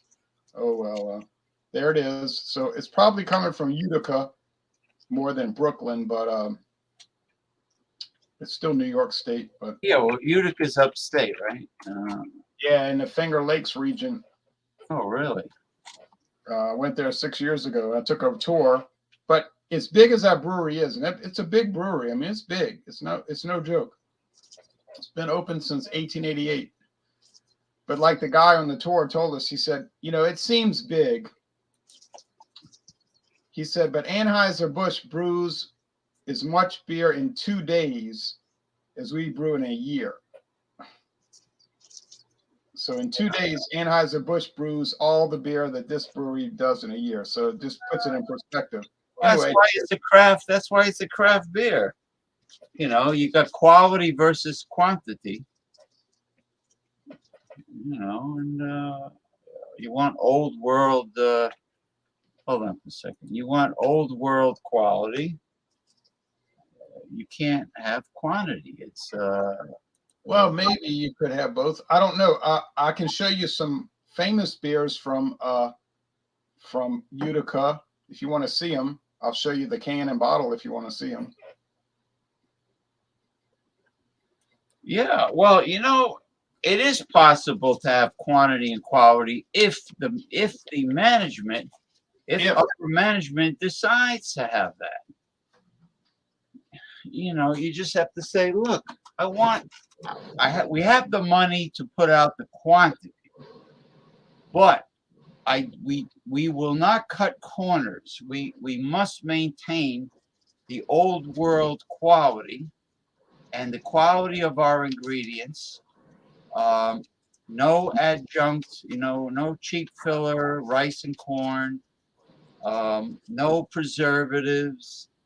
We have to maintain craft beer quality with the ability to put out massive amounts of this beer or ale or whatever, pale ale or IPA or whatever, lagers. Here's the standard product. They don't make, you know, all flavored product. The standard product that they make in Utica is this one. It's on the market. It's the first beer introduced after Prohibition. Really? Utica Club? The first beer to rear its head. At the end of Prohibition, they sent a case to Franklin Roosevelt, and this is somebody sent me this bottle because I obviously cannot get Utica Club Pilsner in Louisiana. Wow. And then when I was at the brewery, they had cans, so I wanted to get a can for my collection so we can get the cans. Huh. And you probably can't even get it in New York City or New Jersey, but it's so regional. That's a very historic, in my opinion, a historic collectible because and then somebody sent me this glass. Oh wow! Now that you got to keep in a real safe place, like a china cabinet or something. Yeah, you got to keep that, you know, in a safe spot. Yeah, I keep it in the cabinet. Only problem is there's a certain orange animal that broke into my cabinets about 2 weeks ago, and the orange animal got behind all the glasses, behind the cereal boxes, and was sitting up there in the back of the cabinet. I said, "Why are you doing this? You know, there's no reason for you to be up there." So I had to talk her out of it. I said, "Come on out," because I knew if she made a sudden jump, it would just shatter all the glasses. Right. So you gently try to talk her out of there, because if you would have yelled at her with your hands flailing, she would have broke everything. She would have. You know, she reminds me of when they fed the gremlins after midnight. So she comes out the cabinet. The cabinet door was ajar like this much. So she took her paw and pulled the cabinet door open and jumped up in there behind the grits and the cereal. And all right, what's my favorite Canadian beer? Favorite Canadian beer? Some from Unibrew, Jason. Probably Unibrew. Unibrew's beer. I remember Moosehead. I remember a beer called Grizzly, which I don't see anymore. For years I haven't seen it. And now Labatt's, is that in the States now? I just saw that yesterday. I saw Labatt yesterday on the shelf in Metairie, Louisiana, and it comes from Canada. It's the really old Canadian brand from the 1700s, I think. Really? And they use a maple leaf on the label, right? Well, it's two big Canadian companies. There's Molson and Labatt, and they're like rivals. But Labatt is real old, yeah. It's a French Canadian, and so is Molson, I think. Yeah. Well, the word Labatt, you would assume is from Quebec. Let me see if I can find their website. I actually enjoyed Montreal. Everybody was nice to me. Nobody was arrogant or snooty, and but there was a family of a Hispanic family that tried to get a hotel room, and they said no rooms, no rooms. Then I went in there, and they were like really hospitable, and they gave me a good room. When I went to Quebec, I didn't really tour Montreal. We just drove past it. But we stayed in Quebec City, the original city, Quebec City, the only city in North America that is surrounded by a wall. Really? You know, like they do in Europe, and you got to drive through this gate. There's like they open the gate and you could drive into the city. Well, that's farther north in Quebec, in the province. That's like well, it's in Quebec province, but it's further north than Montreal. It's Quebec City. Yeah. I saw that famous cathedral. Was it in Montreal?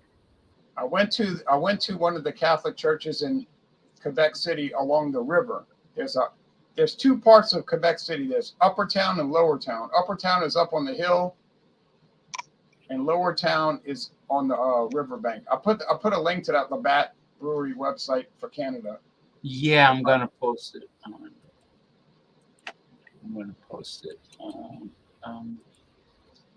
Yeah, it's like a really old,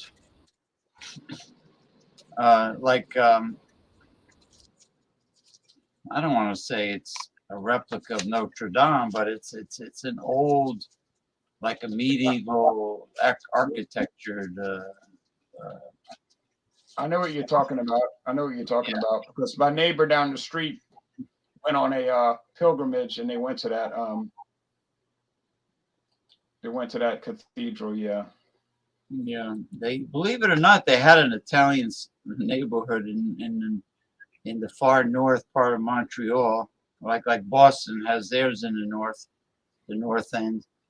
They had one. They had a Chinatown, not a big Chinatown, but they had a Chinatown, and they had an adult section with all flashing lights. And Montreal, and they had a little bit of everything, but there was no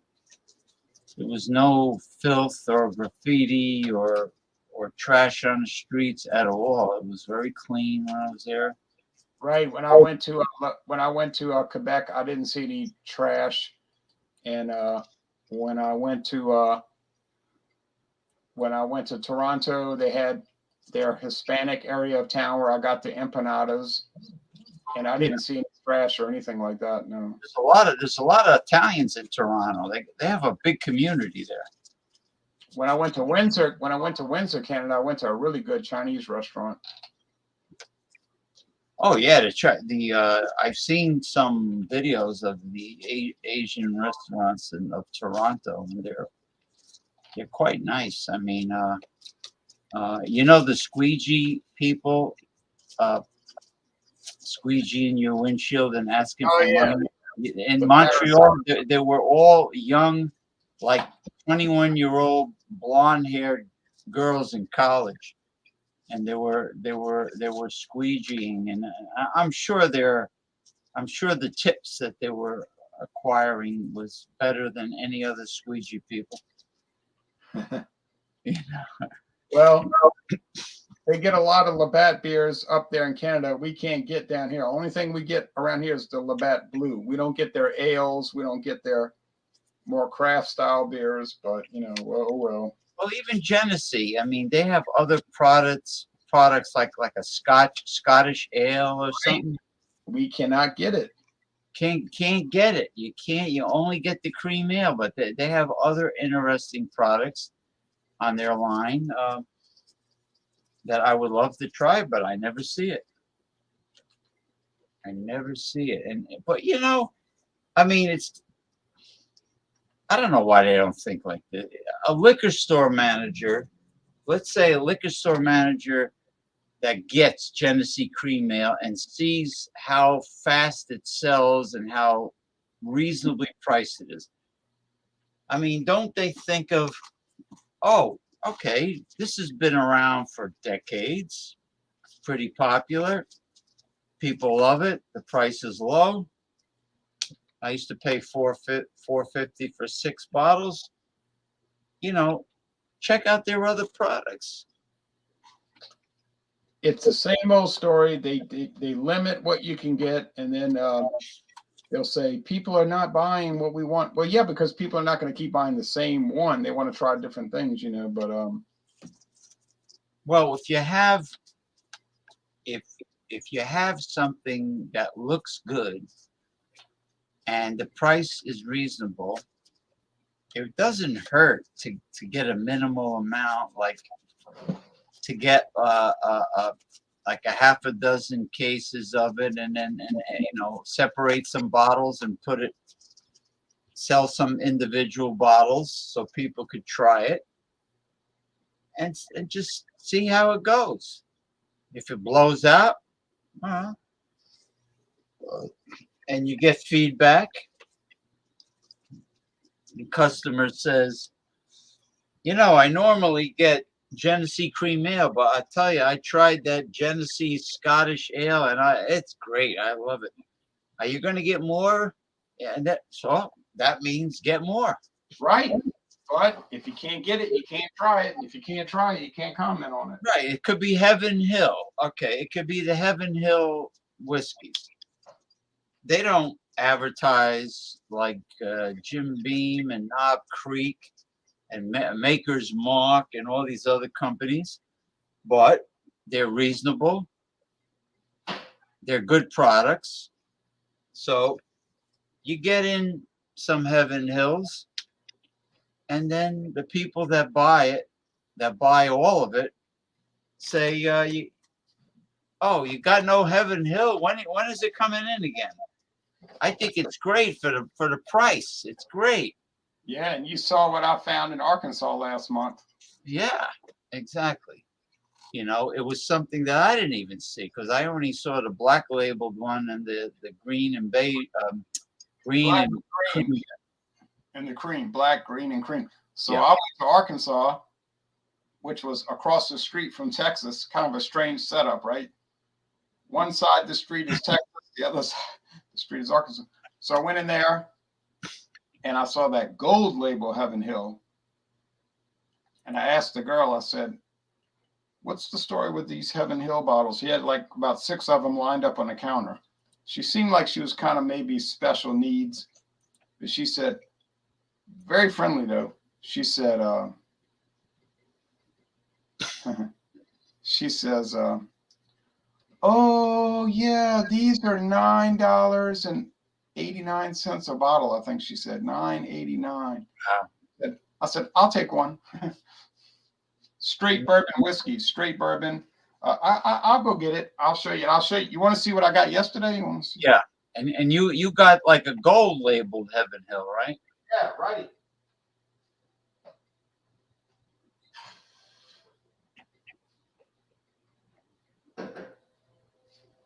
So this is apparently very rare. Okay.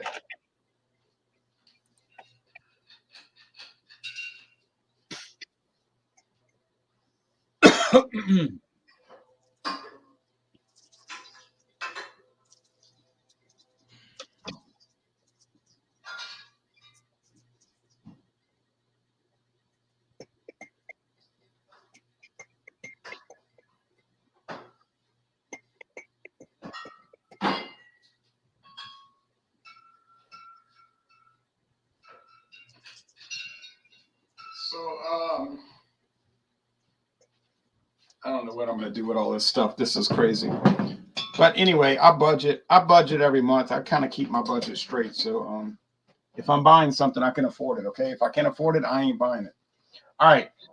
I always tell people budget, but they don't do it, All right. I sit down at the end of every month and I write out a plan for the next month. How many people do that? All right. Not many. Not too many. Then they'll say, oh, I'm sinking. Yeah. I only bought 4 cases of cigarettes. I'm broke. Well, BC's always crying poverty. I only bought 4 cases of cigarettes. The premium brand, by the way, not the budget brand. And I only bought all this beer and all this bourbon, and I only have the most expensive cable plan you can get with all the digital channels. Yeah, I can't afford a car. I can't afford a motorcycle. I'm riding a scooter to work, and the scooter you probably can't even see it. Was him sitting on it. Well, you know, BC is cool. I'm cool with him, so I don't want to talk bad about him. I'm just saying in general, people in general. I don't mean anybody specifically.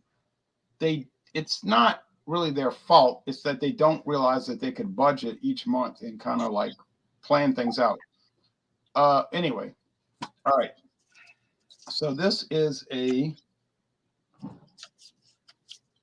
custom made, it claims, custom made mash.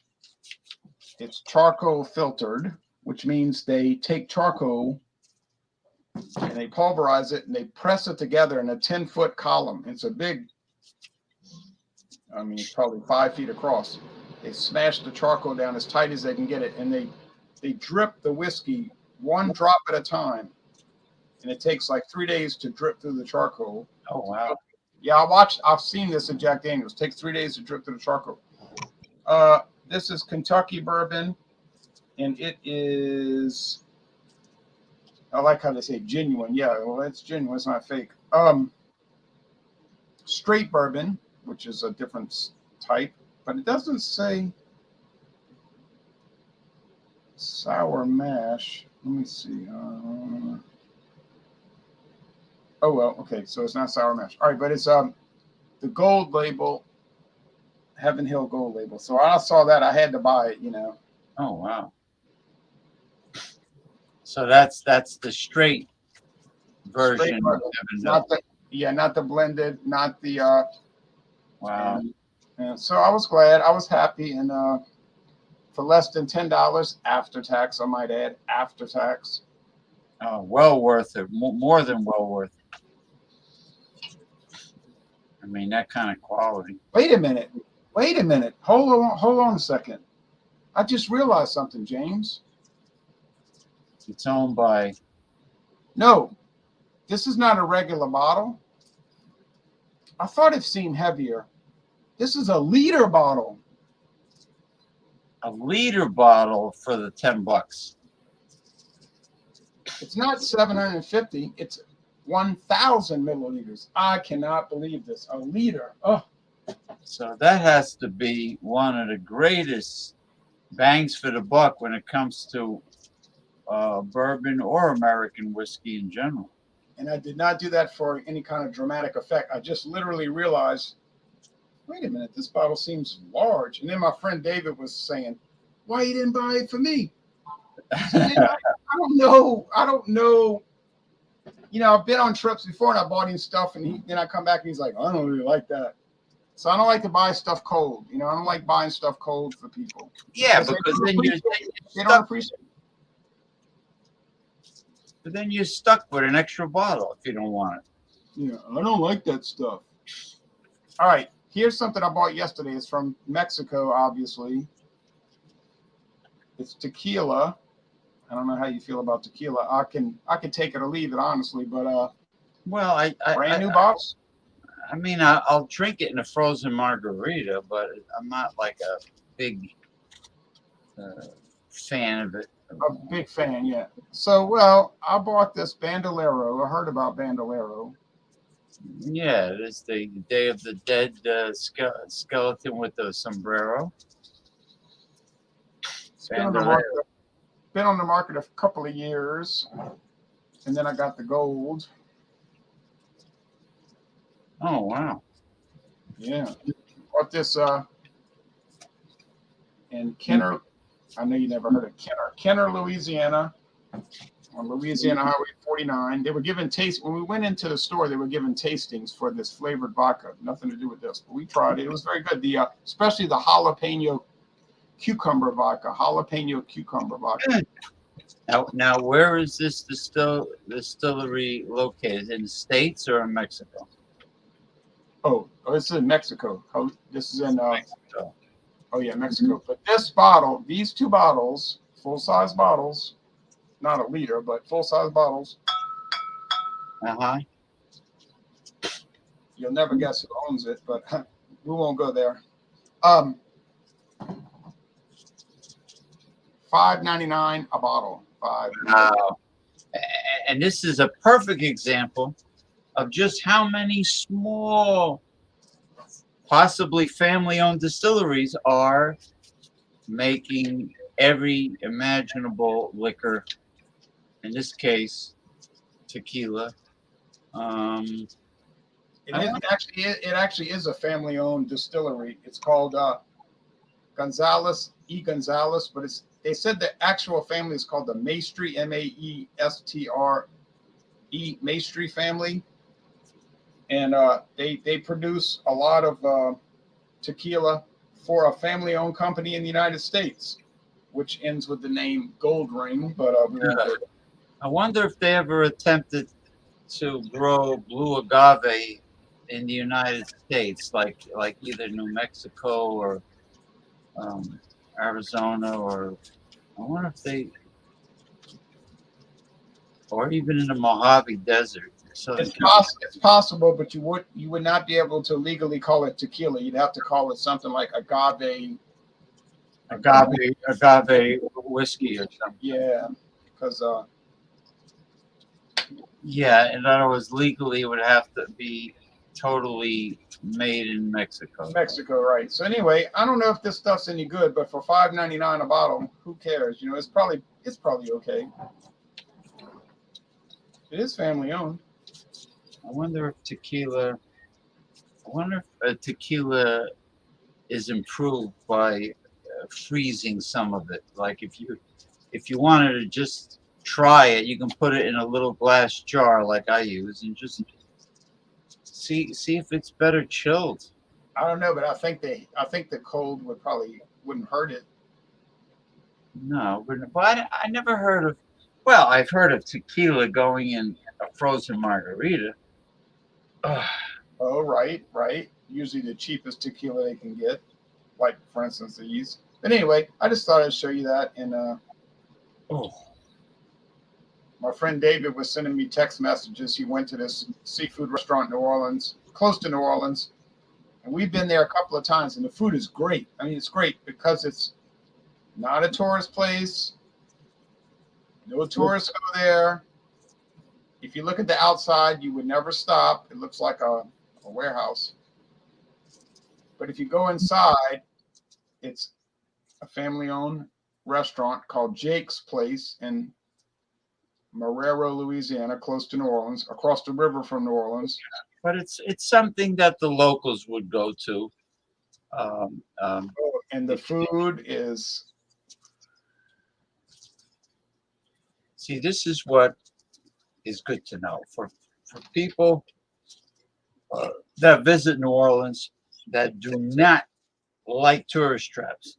It's always good to get tips like that. You're going to get hosed. If you go to New Orleans, you're going to get hosed because it's like a major tourist trap place. Yeah, it's just like people eating in Midtown Manhattan, you know, tourists eating in Midtown. You're going to get hosed there too. You're going to go to Bourbon Street and you're going to pay $9 for each beer. You're going to pay $12 for each cocktail.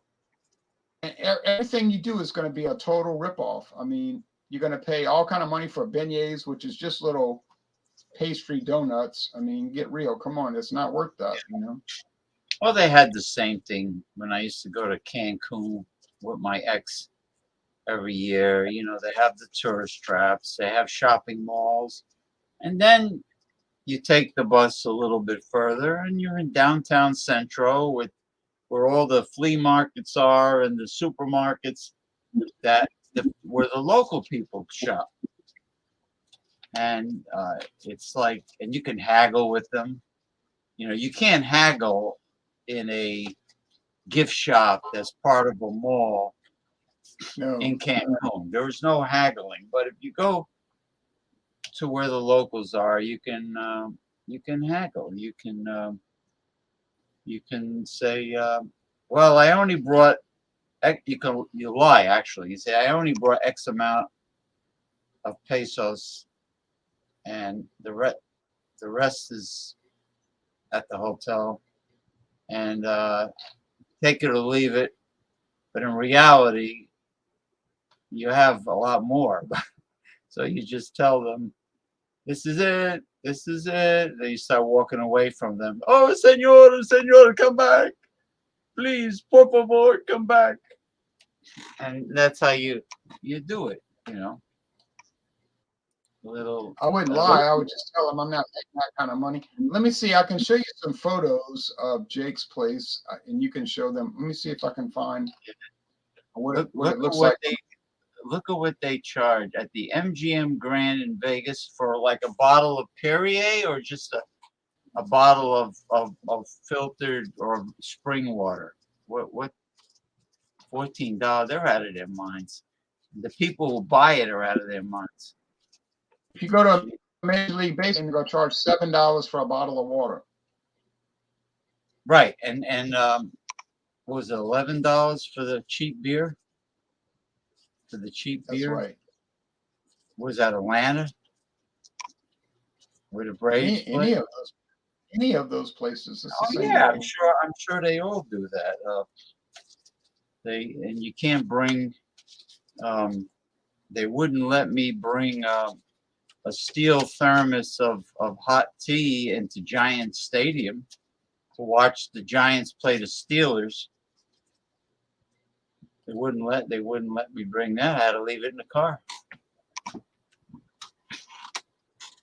You know what I do? When I go to those games, I drink out the water fountain, and when I get home, I drink whatever I want to drink. Yeah, because you don't want to constantly have to pee and walk a mile. I don't mind urinating. I don't like paying $11 for a bottle of cheap beer. Yeah, that's bad. That is bad. Paying that much for a bottle of cheap beer. Okay, here's the. Hold on, let me see. What? What did I do? What? Something appeared twice? I don't even know what I did. Well, this is. Wait a minute. Okay. $14. Parking here for the Seahawks is $60 per car. Oh my God. They're out of their minds. $60 to park? Go watch people throw a ball around. Gee whiz. Yeah, to watch people throw a ball around and tackle others. $60 to park your car, then the ticket, then the food ripoff. I would call that contempt for the consumer. You know, and they all belong in the Chislers Hall of Shame.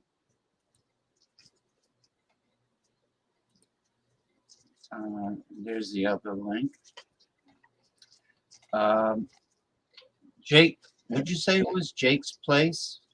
Not Jake's place. Jake's Seafood. If you look at the exterior, you would never, no tourists are going to go there, So it's kind of like a shack for outside. Yeah, but when you go inside and you start eating the food, then you're glad you went, Yeah, well, they should call it Jake's Cajun Seafood Shack. Well, there's a place here called Jack's Lobster Shack, and it's like they have wood on the outside, but that's about it. It's just like shack-like wood panels on the outside, but it's part of like a strip mall. There's other stores right next to it. It's not freestanding. So Jack Here we go. There's another gym. My friend David said he went there today. My friend David went there today, and he said the prices went up, of course, but the food was still really good. So I've got a few photos of it. If you want to show those, if you're able to show them. Oh, I'm showing them. No tourists. There won't be any tourists. No way. Yeah,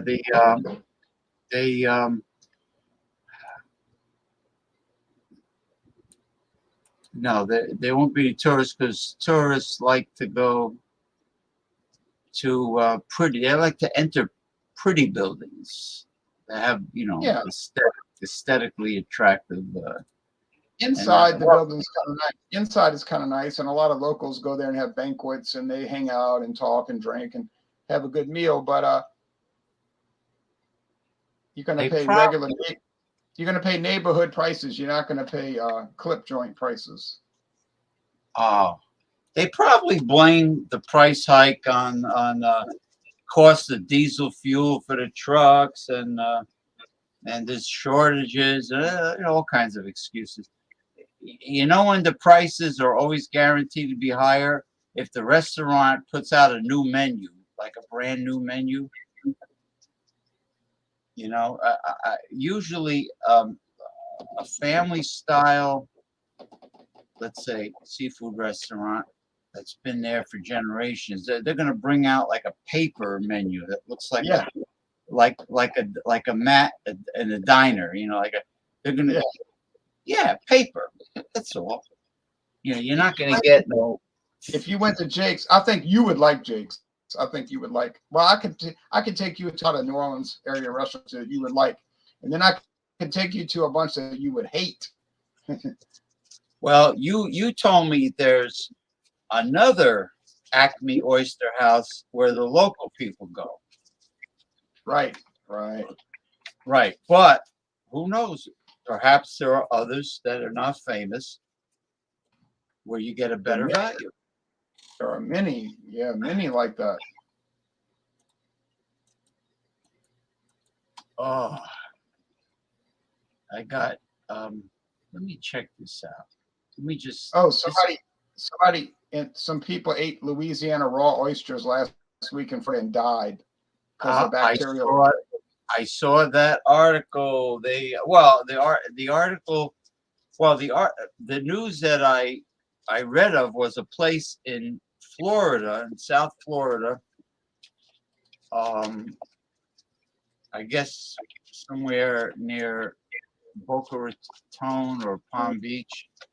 It was in South Florida, and they got a specific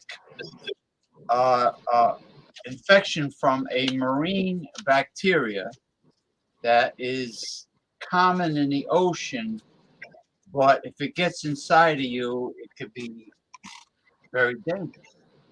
And it was from raw oysters. Now, the article you read was the customer at a different restaurant? I just know that the oysters were from Louisiana, and the people ate them, and they got sick with bacteria and died. And my father, he won't eat raw oysters. I'm a little leery. I just posted a photo of a soft shell crab poor boy from Acme in Metairie, Louisiana. If you wanna, that's the last post.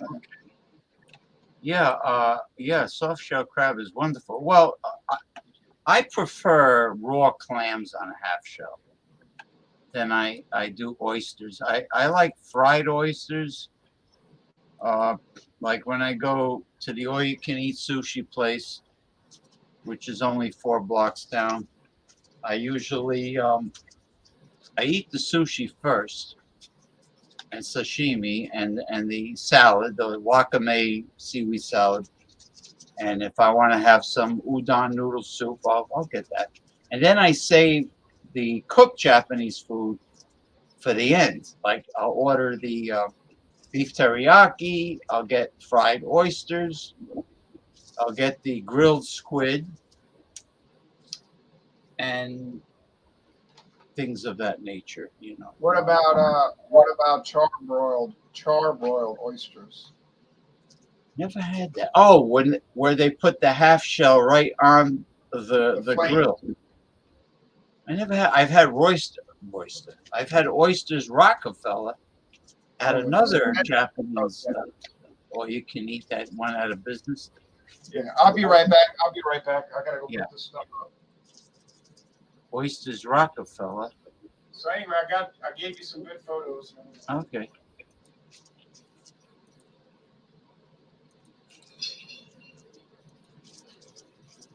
I bet those photos will be really good on the group. Oh, right. Walmart sued for collecting life insurance on employees. Really? Tallahassee, Florida. The Florida Supreme Court is deciding whether Walmart widowers can sue the corporation for a share of the life insurance policies Walmart purchased in their wife's names. They want some of the $9.6 million the corporation collected when the insurance benefits were paid. I tell you, that Walton family, they just don't have enough money. Walmart got the money when 132 Florida employees enrolled in a corporate-owned life insurance program died. 132. When a company names itself as a beneficiary, didn't they see that red flag? On a policy bought in the name of a rank and file employee, it is known as dead peasants insurance. Walmart stopped the practice in 2000, saying it was losing money. In the case before the Florida Supreme Court, the federal judge is asking the court to decide at the time the policies were purchased whether Florida law provided family members standing the right to sue to claim the life insurance money. Okay, so Eileen Moss represents Walmart. It has paid more than $50 million to settle class action dead peasant suits in Texas and Oklahoma.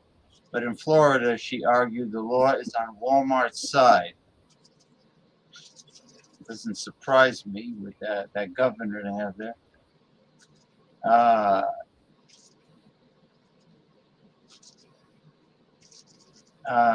You have to have standing. They were not parties to the contract, and they weren't harmed by it. They didn't pay the premium, so the decision was made no standing. Oh, okay.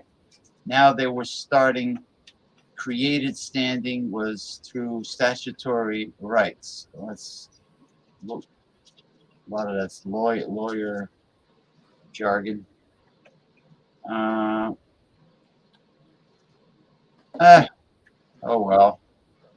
When I used to, I'm not going to be on here much longer, but when I used to teach high school, even after, I used to find scholarships for students all the time by looking online.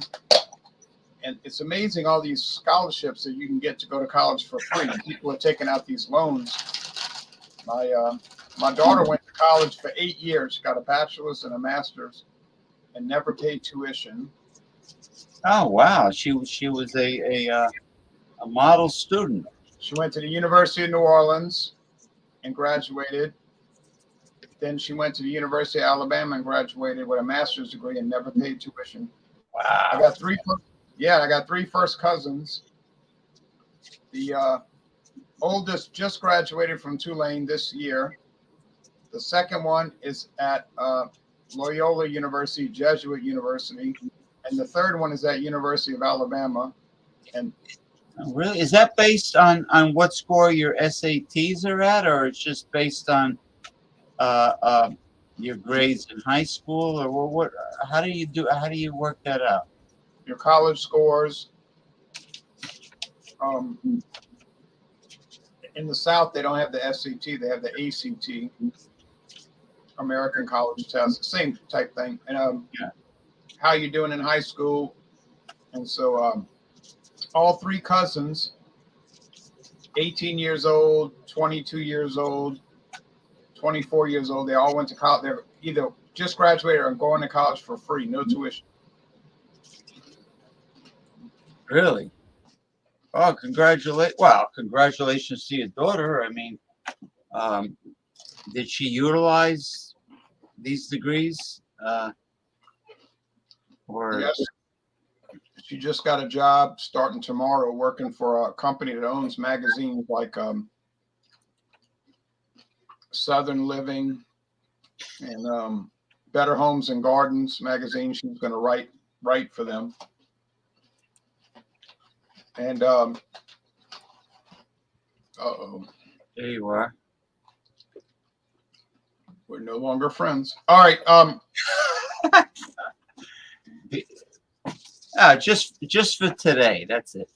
One thing I used to find out about, and it's still around today, there's something called diversity scholarships, where you have these colleges that are mostly white.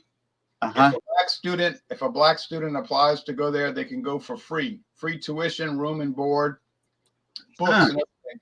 And if a white student applies for the scholarship to a historically black university, like say Delaware State in Delaware, obviously, or Coppin State in Maryland, they can go for free, like, because then the college gets credits from the U.S. government for promoting diversity. Yeah, but what about their academic abilities? I mean, just because they're a person of color? That is a minimal part of it, but not a significant part. It's they're not too strict on that. It's just a kind of an unknown. I can even show you. I got the links, but it's kind of an unknown scholarship program. They're called diversity scholarships. Huh. Diversity scholarships. So may as well take advantage of it, right? Whatever happened to that? Remember the commercial when we were kids, the United Negro College Fund? A mine is a terrible thing to waste. Mine's a terrible, terrible thing to waste.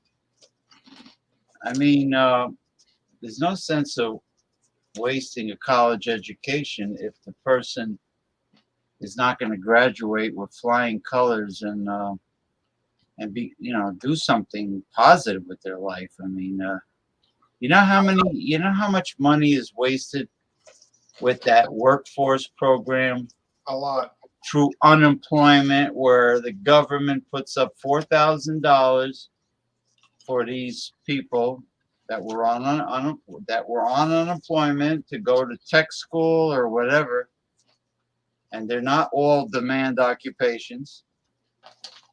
Many of them aren't. Yeah, and they blow the $4,000 because the tech school, let's say the tech school's tuition is usually $10,000. Well, because they know you're practically running out of unemployment and you have $4,000 from workforce, they just take it. They go, oh, we'll take it. So $4,000, and let's say they do graduate, and there's no demand. There's no demand for the occupation. There's no real job placement. Like the counselor, the career counselors in these schools, they don't really. No, because they might go to college and major in something like art appreciation. Yeah, but they can't find these kids an entry level position because these companies, they don't want like entry level. They want the education, and they want 5 years plus experience. And to get entry level is very difficult. So you have $4,000 multiplied by God knows how many hundreds of thousands or tens of thousands, whatever. And there you go. It all adds up. I'll tell you what, though, I know a woman, she's 43 years old. 20 years ago, she graduated from a community college in New Orleans, and she majored in interior design, not interior decorating, interior design. Two-year degree, and she's got a good job. She makes good money. Yes. Well, did you know that the government website listed fashion design as a demand occupation. Oh yeah. Yeah, yeah. I don't. There's no way I believe that. A demand occupation. I went one of the tech schools I went to was medical billing and coding, and I got good grades. I made the dean's honors list. I graduated with like B plus student, and I saved my paperwork. And anyway, the demand of the occupation was very much dependent on and connected to what happens with Obamacare. So lo and behold, when I graduated, it wasn't a demand occupation anymore. All these medical centers and hospitals, they were hiring from within people that already had jobs in these hospitals. And that was it. That was that. I mean, they had like every procedure in the medical profession, every illness and every procedure has a code. A code, right? Yeah, and it has to do with the billing, billing of Medicare or the insurance company.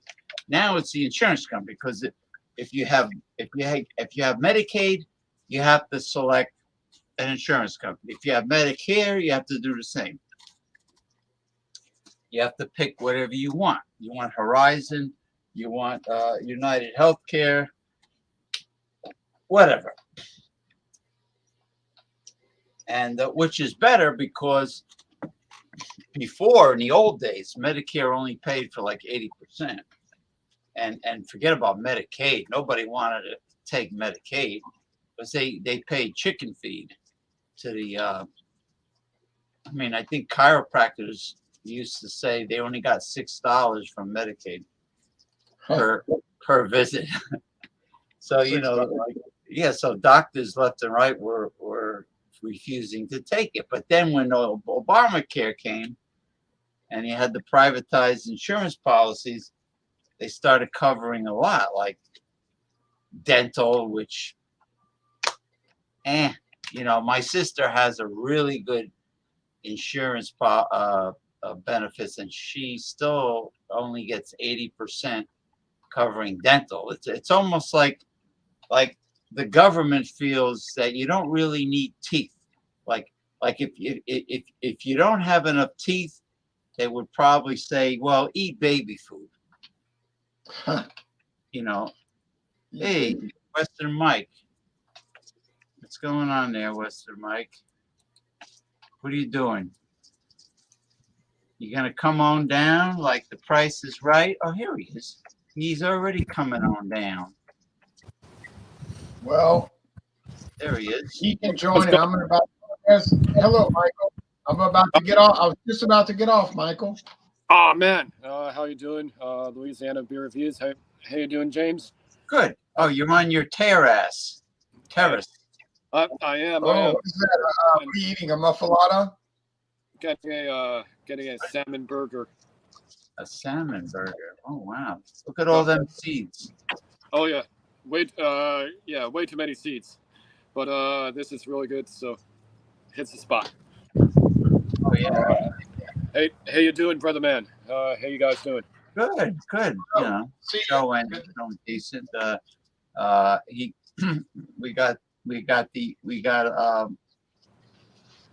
We were very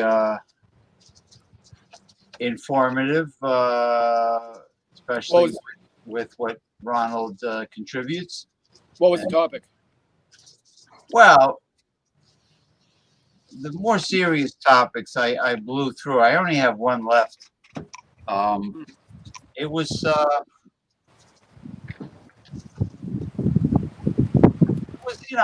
the usual corporate scamming and things connected to price gouging and so on and so forth. Oh yeah. The usual stuff. Well, price gouging is happening because there are too many people on this planet. So, I'm not sure we would have to be so concerned if we didn't have so many friggin' people. So, yeah, wish we had some kind of, effective way to deal with so much population increase, just with be it funding or something like that. Yeah, I don't know why we every time. I don't know why we always price gouge. I don't know. Well, Hey, it could be off- record. Yeah. Before I get off the air, y'all Yeah. want to see what a muffalata looks like? Yeah. Now, this is a quarter. This is a quarter, not the whole, because I can't eat the whole thing. This is a quarter of a muffalata. Now it's got. Oh yeah. Sesame roll. Yeah. Is that ham? Pickles? Yes, sir. Salami, different types of cheeses, and olive salad. Oh wow. It's a big, heavy sandwich. They say it comes from Sicily. The Sicilians brought it to New Orleans, so now people sell it. Do you like Cuban sandwiches, Ronald? I never had it, but I'm sure I would like it. Yeah, it goes in a press, like a panini press or some kind. You know, like a George, the George Foreman grill before. Oh yeah, and it gets it hot. Oh yeah. Yeah, before the George Foreman grill was ever invented, it was they had like a panini press. It's a press, you can probably do the same thing with a waffle iron. To be honest with you. Yeah, I've seen those. Oh, you got mute. Hold on, you got muted. If you can do, I muted myself, but if you can do a salmon panini, that'd be pretty good. Yeah. This is good. I'd prefer it as a panini though. Panini would be better. So. I think. Well, what people don't understand about waffle All right, iron. look, I'm gonna go, but it's good seeing you guys. Oh yeah, great. Thank you for coming on the show as always. Oh yeah. See y'all for Wednesday. Foster's Lager for Australian Lager for beer. Yeah. Ronald's show is going to be Foster's Wednesday. Right, Foster's. All right, y'all take care now. Thanks a lot. Bye. So long. Take care. You too. It's Australian for beer. The waffle iron, you're really not supposed to fill up the whole thing with batter, because then when you close it, everything squirts out every which way. Oh yeah. I'm gonna move in. On the sofa. It's way too windy, man. Just had rowing today, and just the rowing was dang near impossible with all the wind. Almost capsized like 2-3 times. So well, rowing is outstanding exercise mm-hmm. for the biceps, the forearms, and the back. Oh yeah. And your shoulders. Rowing is great. Rowing is a full body exercise. Would say it's a little better than swimming, because with swimming you got to deal with contamination, stuff like that. But if you're rowing, you certainly can swim, but you're not going to deal with all that, all those other swimmers. Yeah. So well, you'll get a great upper body pump when you're rowing. Mm-hmm. That's for sure. Now, I do have a question, James. Sure. But what's this about? Let's see what this is about first. Yeah. It's the last article. Let me get this. Yeah.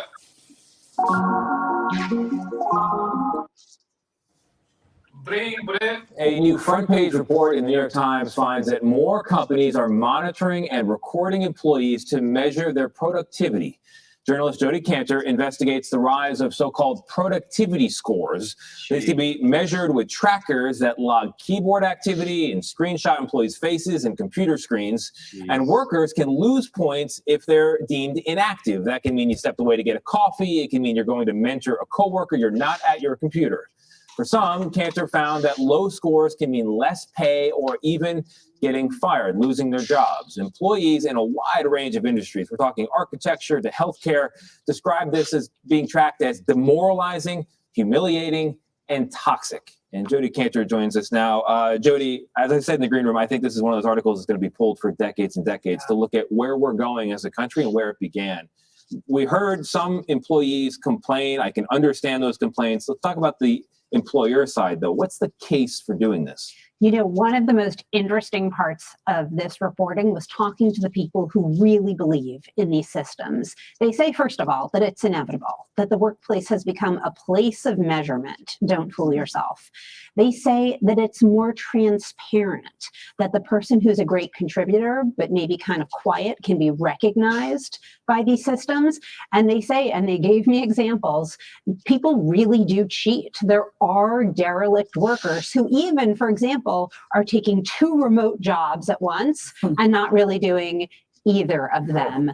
And they also say that they can manage better when they really see what people are doing when in detail.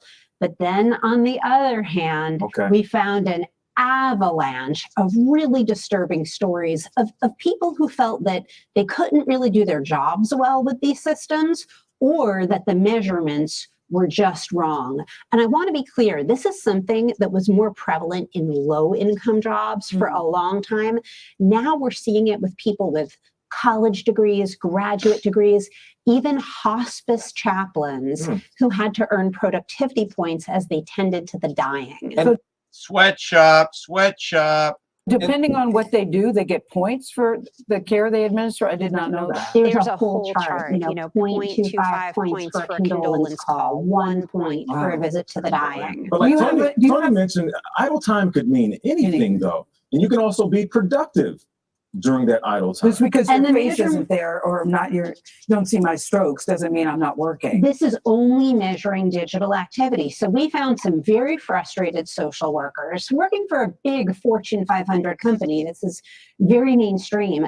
And they were marked as being idle, which is a judgmental word. That's like derelict. Right. While they were actually seeing patients in drug treatment facilities. Wow. But it's just that their laptops weren't out and they weren't typing at the time. Do you ever hear of employees that say, you know, I actually think this is a good idea? We do. We found some that craved more tracking. Why? Well, for example, I talked to a woman who said, I am doing more on my team than my male coworker, who I believe is going to the beach based on his Instagram posts. And I wish there was a system that recognized that I'm the real contributor. I bet there wasn't many of those though, right? Some, but the majority of people we talk to are incredibly frustrated with this because people feel that agency and decision-making has been taken from them, and that this is a very intimate form of control in which— feels like an invasion almost. Right, and that, I mean, we talk to tons of workers who are having problems with bathroom breaks. That used to be a warehouse worker problem. Does a company have to tell you that they're monitoring you? Depending on which state you live in. Really? Yeah. What about New York State if you work for a big media company? I mean, one of the big worries, I think, is that it distorts the job itself. I was struck by the Kroger workers who were doing grocery checkout, and they got to be fast. Well, sometimes they can't be fast because they've got an elderly patron, and the customer service involves chit-chatting and going at their pace. Or they're just explaining that the coupons don't apply to this purchase. Yeah, exactly. Or with those chaplains. If you're shopping, say, for shoes, can the employees tell you're looking at shoes? Depending on the program. Just asking for a friend. So part of why this was complicated to report on is that it's not one piece of software, right? Okay. It's not Facebook, or Twitter, which we can scrutinize as one program.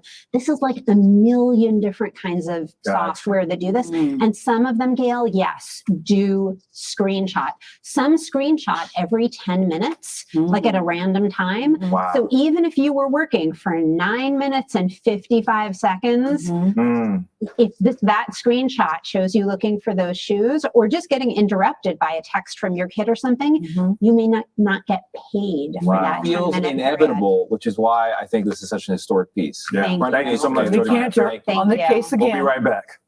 Oh boy, Man.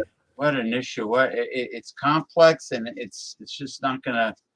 It's like having people breathe down your neck on the job, Yeah, but so many people are struggling in public now. Do they really have a right to complain when their total failure to be in public and to be able to function in a public setting? That's going to mean that people are just going to time keep. So yeah, it's annoying, but when people are not doing their jobs, that's why. So, I mean, that's why they're doing it. People not doing their jobs, people not, idle time. There's, can't really ever think about the last idle time that had. So, yeah, it's annoying, but it's kind of our choice, Now, I was watching a couple of videos, dating coach videos by this woman who actually feels really bad for men these days. And men these days are a joke. And this particular woman, she doesn't give false advice to men so the women end up being in control and in power. She gives honest advice. She's not one of the BSers. No, she's not a feminist. She's not full of crap. That a person that's constantly promoting their coaching service and seminars and DVDs or whatever. She gives a lot of honest advice, and she says that men have it really sucks to date a modern woman. She says it's horrible. She says it's you have women who are extremely nitpicky, that are not in a high sexual market value anymore. They hit the wall, but their perception of themselves, because they're financially independent, they're making six figures, their perception makes them delusionally think they're a high sexual market value when they're not. And all the simps are the ones that blow their ego up, because you have a lot of desperate begging brothers out there, those simps get mad if you call those ladies out on their shit. If you call them out on their stuff, and if you try to say stuff like that, like, hey, you might be financially, I'm not going to say it to her right to her face, but like, you might be financially high in the market. If a simp overhears you even say anything like that, he's gonna soapbox to you. They're male feminists. They talk like a feminist. They talk like a girl, but they're men. Yeah. And these guys, they're annoying, but also these girls who keep doing this to themselves over and over again are super annoying too. I don't know which gender caused which to happen. Maybe it was both at the same time, but men need to stop kissing up to women at other men's expense, and women need to stop bringing this onto themselves. Well, a high quality or high value male, you want to call him a red pill alpha male, you can do that. They're not going to tolerate the crap and the bullshit of a modern career woman feminist. They're gonna actually go for the young female, because the young female does not come with drama. No. That these middle-aged feminist career women do. I don't think that these women are really capable of clawing their way back. I do not think that there's really a feasible pathway. I think pretty much the pathway has been foreclosed, and even if not that, still the reason for men ignoring women now, they got to learn their lesson, and they're not learning their lesson. Well, forget no about how many times to say it. Yeah, forget about the biological clock of them saying, "Okay, I'm 40 years old. I make six figures. It's time for me to settle down and have a family." Well, guess what? A middle-aged woman having children, it comes with risks. From a medical standpoint, their clock is ticking loud. And I'm gonna be a little unfair here, and I might get a lot of flack for this, but a lot of women at that age are a liability, period, because they will not take responsibility for their actions. And then they try to approach guys. I'm gonna approach guys first. 20 years ago, guy approached you, you would flip out on him. Now you're gonna go walk up to somebody and boom, problem solved. What is this? And he's just gonna say, "Oh yeah, sure, sure, right on." And you know what else?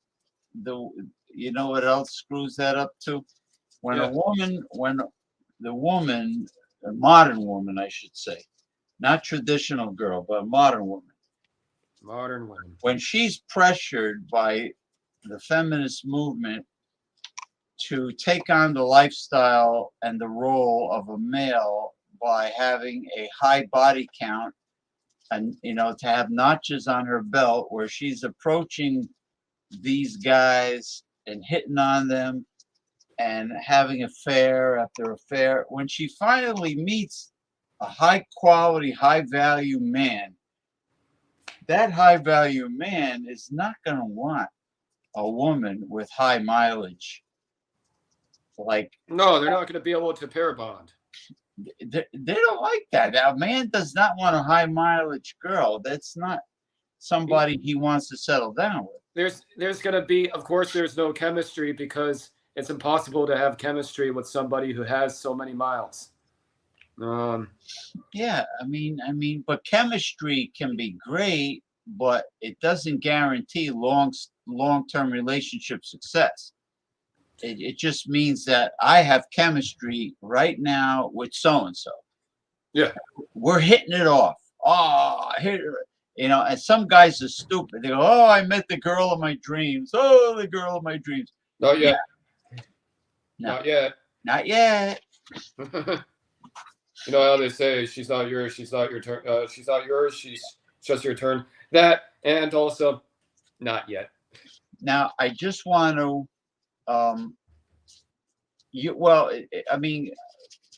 the woman talks about things that I already heard. Women are attracted to men with self-confidence, not arrogance, but self-confidence, and a self-confident man is usually the alpha man who doesn't care what the woman is, not afraid to speak his mind and in fear that he might offend the girl and she might, not want to go out with him. The alpha man will speak his mind, and if he sees red flags in the girl, he'll walk out. He'll be on a date, and And if this girl is offensive, like if the girl is abusing the waitress or the waiter, the alpha male is supposed to call her out on it and say, you know, that's very rude behavior, the way you're talking to that person. And I've seen that. Yeah, it's like, yeah, the girl doesn't apologize if she gets like an attitude because he's saying that. The alpha male will just get up and just, you know, pay for his half of whatever he ate and leave. This girl is all, she says, I swear this waiter over here doesn't like me. And I'm like, dude, he just acknowledged us multiple times. And he's been very accommodating. And you're trying to start shit with him. I don't know why.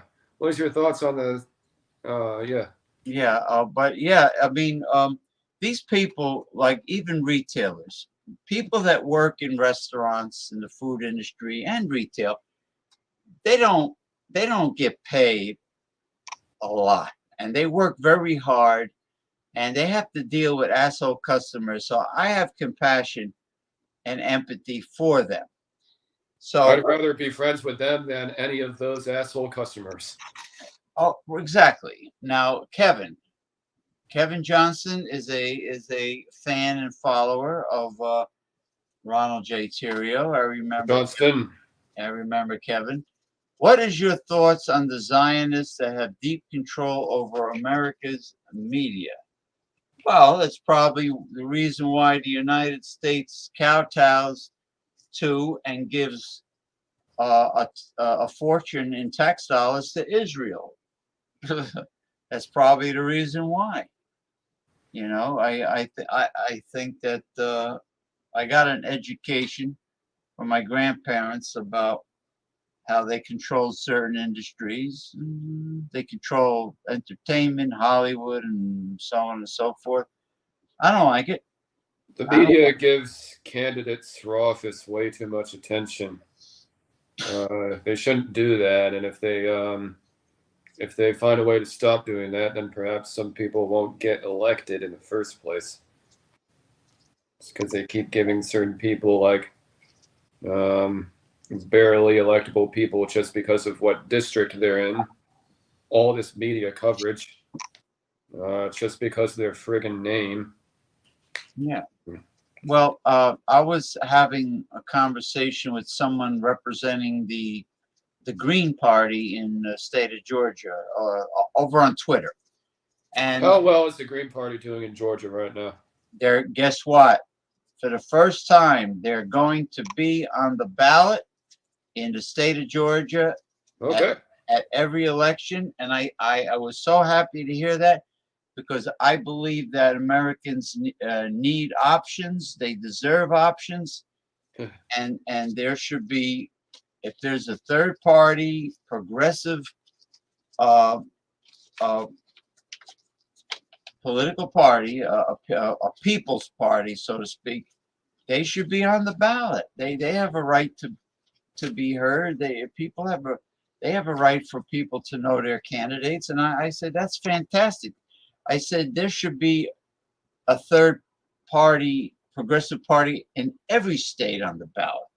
And I said that's the first step to Americans having choices and not being stuck with either the lesser of the two evils, or going from the frying pan into the furnace, like when Hillary Clinton ran up against Donald Trump.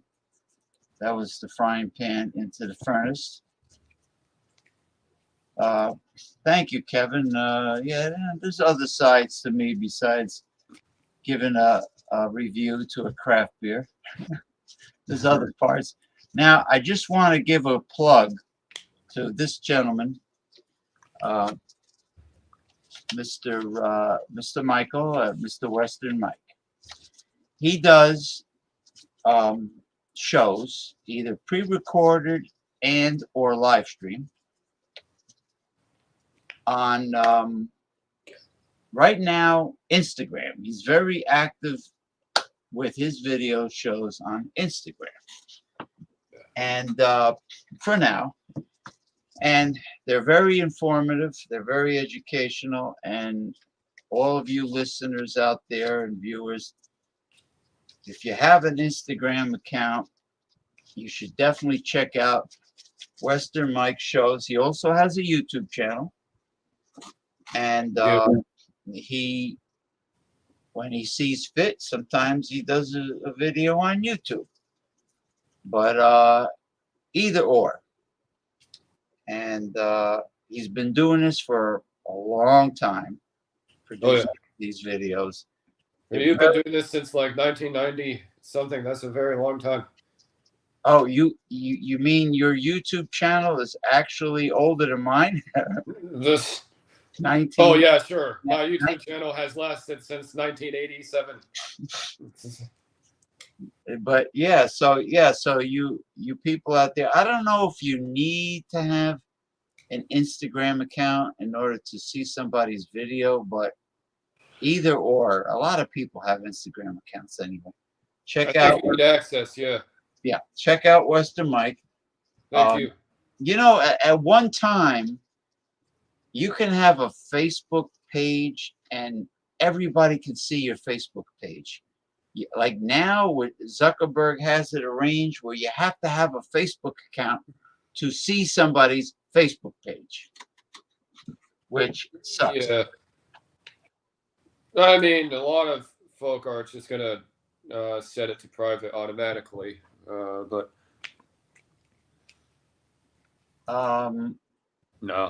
no, I you know, the reason why I don't see hope, this is the problem. The oligarch, which is the top 1% of the richest of the rich, they own the mainstream media. And they also send out lobbyists to Washington to meet with politicians that are willing to meet with them, and they pay them off. So everybody's on the take involving the two-party system. And the media, if you're an honest politician with integrity, and you don't want any part of the corrupt Democrat or Republican parties, and let's say you're really smart, you have what it takes, and let's say you want to join the Green Party. Guess what? The mainstream media won't give you any face time. You won't be seen. You won't be invited to the debates, which you should. Bernie Sanders got hardly any face time when he ran twice. And he had to run, not as a progressive independent. He had to run as a Democrat, which he is not, in order for him to get invited to the debates. He couldn't get invited to the debates. So wasn't the last independent, I think Ralph Nader?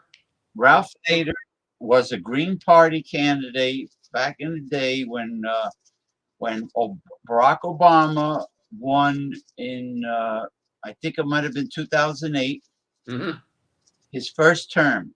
And Ralph Nader, great, a legend. He ran under the Green Party, and he didn't make it because people think that you have to be a Democrat or a Republican to be qualified, which is horseshit. So when he lost, he told the truth in a media interview. He says they chose Barack Obama because he said Barack Obama's an Uncle Tom. So, he's a what? Uncle Tom. Oh. So the media got upset with him and says, "Oh, there goes your political career, Ralph Nader. You're done." He says, it happens to be true. He is a corporatist. Barack Obama, like Joe Biden, they're corporatists. They get their palms greased by the fat cats. You know, they're not progressive. They're probably to the right of center. They call themselves moderates, but I think they're more or less to the right of center. Okay, Kevin says, so inevitably there will be extreme civil unrest. potentially a class war, which could end up very violent. That's very possible. Isn't that? I think mean, that's happening. I think that's happening with all the just mass incidents and everything. Yeah, it's you know, if the good people get together and wake up, if more of them wake up and smarten up, which I think they are, they will get behind the third progressive party candidate. I want to say that Our Revolution candidates, which is the organization Bernie Sanders created, they have been winning quite a bit for many years now. They're on a roll. So I think people are waking up. I'm just concerned that could cause them to throw the election to the House if a third party gains enough traction and starts to win electoral votes. Oh, thanks, Mr. Cleveland. Appreciate it. Yeah, Michael Hilton has evolved tremendously, and he's come a long way.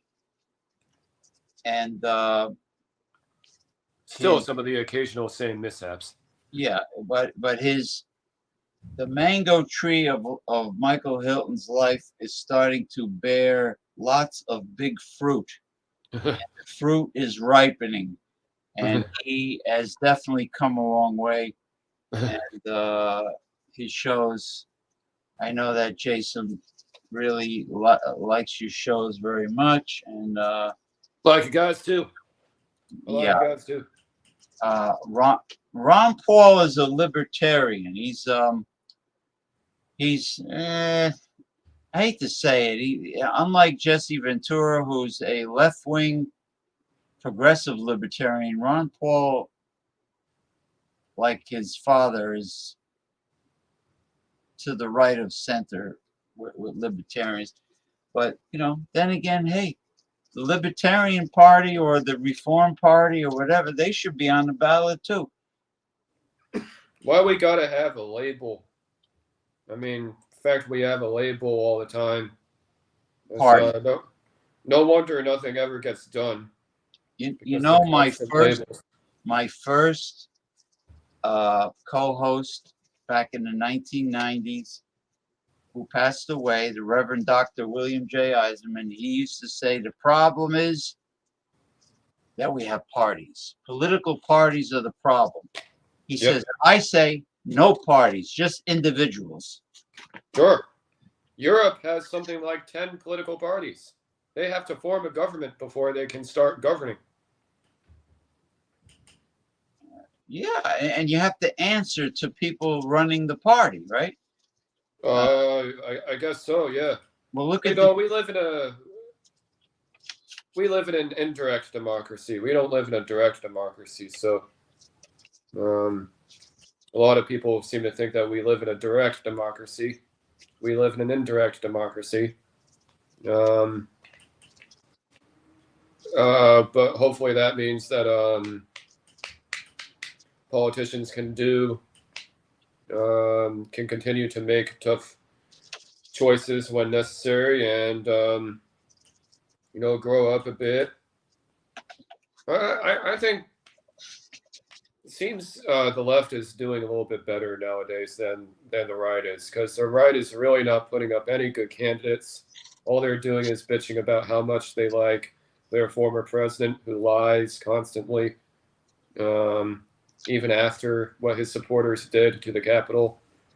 And at least the left is trying to solve problems. They won't shut up about certain things, but at least they try to solve problems. Am I right? Yeah, I mean, what I would do is I would push to end Citizens United, which gets all the money out of politics. We got to get the money out of politics and just have no fat cats, but regular citizens contributing whatever they can afford. We got to get rid of gerrymandering, which is kind of a cheating tactic by Republicans. Voter suppression.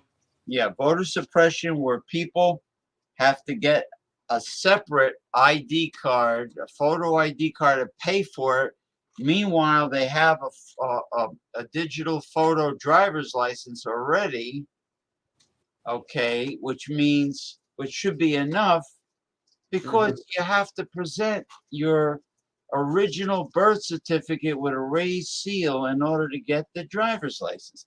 Well, That's too much. I mean, what could be one is enough. If you have to present your original birth certificate to get the Division of Motor Vehicles photo ID, that should be enough for you to go vote. Really? Yeah, I'm not even sure where my birth certificate is, James. Yeah. I think I lost it in the closet somewhere. Well, I had to go online actually and go to the health department of the city I was born in and get a copy of my original birth certificate. And I got more than one. I got like a few. Because, my original, God knows where it is. It's probably all worn out, and like it probably looked like the Dead Sea Scrolls or something. And but I got it because you need it, But another thing is get rid of the super delegates and the electoral college. Like, in other words, one person, one vote. One, like a horse, like winning the Triple Crown by a nose. Yeah, the Electoral College doesn't reflect the popular vote at all. No. It hardly ever does. No, it doesn't. It's like one person, one vote. Hey, who wins the World Series? The one with the higher points. Well, who should be president? The one with the most votes. Yeah, you're not going to say you can't have the Astros win the World Series, but then you give it to the Cubs.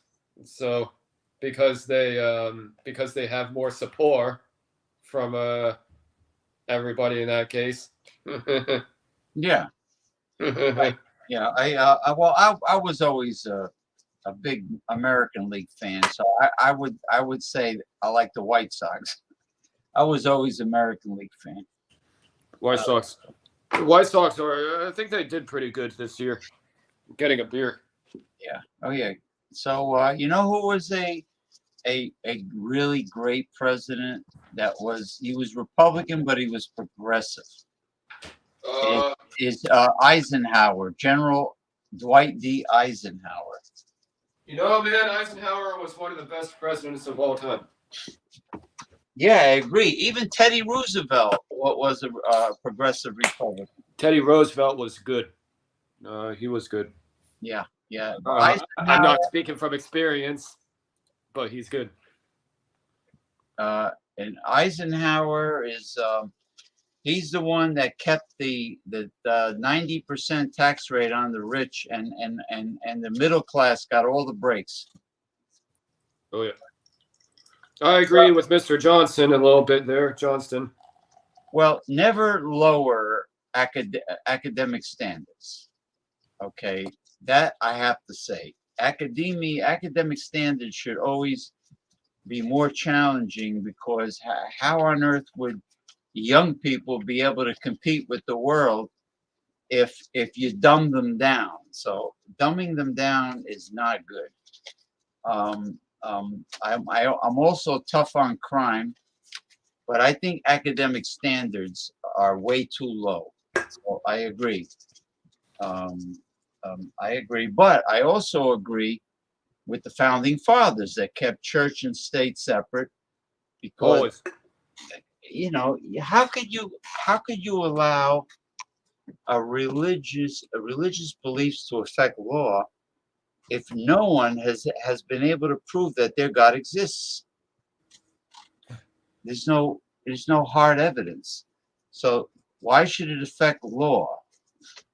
Like for instance, Roe v. Wade. These people think that a fertilized human egg is a baby. It's no more a baby than an acorn is an oak tree. It's a potential life. Agreed. Yeah, it's not potential life. Yeah. Cheers, Mr. Johnson. Here's what got Bravis. Hold on. Let me get a bird's eye view of what Mr. Hilton has. Bravis IPA. non-alcoholic beer. Really good. It's like 0.5% ABV. Really good. Can drink this all day. These NA beers are getting so good now. There's a restaurant a couple blocks down from me. We'll stop in there a lot of the time to enjoy their food, yes, but also because of their really good NA beer. And this is a good one as well. So Bravis IPA. You ever want to check out, drinking without drinking, then Bravis is a good way to go. So I rate this one it's really spicy and bitey. It's got a lot of angst. It's got more angst than some real beers, man. Really like the color. Take a look at that color. 9 out of 10. Wow. How is the flavor of these very low ABV beers? How is it? Good? Oh, really good. Really good, James. And the hue of that beer is, it could be a little better, but it's still really hazy and amazing. So would rather drink a bunch of these and maybe get a small buzz than have a bunch of these, bigger version and already be, buzzed within an hour and have a headache. And have a headache and end up with an issue. I know, yeah. Yeah, definitely. When you detect a heartbeat, when you can detect a heartbeat is when I would not allow abortions. I don't recall being in the womb, guys. Well, you know what's funny? If you're in the womb, Kevin, let's say. How do you tell? Let's say we turn back the clock. We put you in a time machine. If you were still in the womb, Republicans would fight like hell for you. But once you're born, you become a moocher. You become you're on your own. Are they trying to protect me in the womb so that when I'm outside of the womb, I get shot in the face for no reason? Is that why they're trying to protect me? Yeah. So your parents give you a kiss and send you off to school, okay, with your book and everything, and some maniac enters the school because the police department in a town in Texas they're not doing their job, they're incompetent, and the maniac goes in and kills the children of parents that did not know that was the last time they would say. Many of those students weren't white guys. Also, almost none of those students were white or male. And these police haven't even done anything to reach out to the town. They weren't there for the parade for one of the survivors.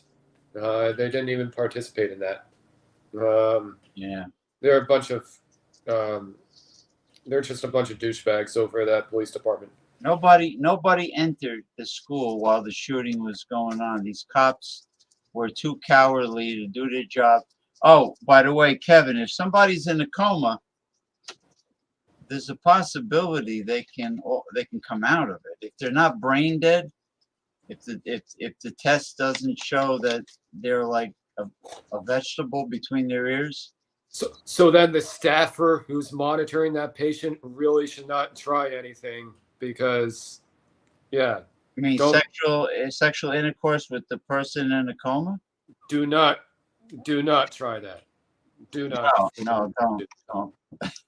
That's a conversation you don't want to even want to try to joke.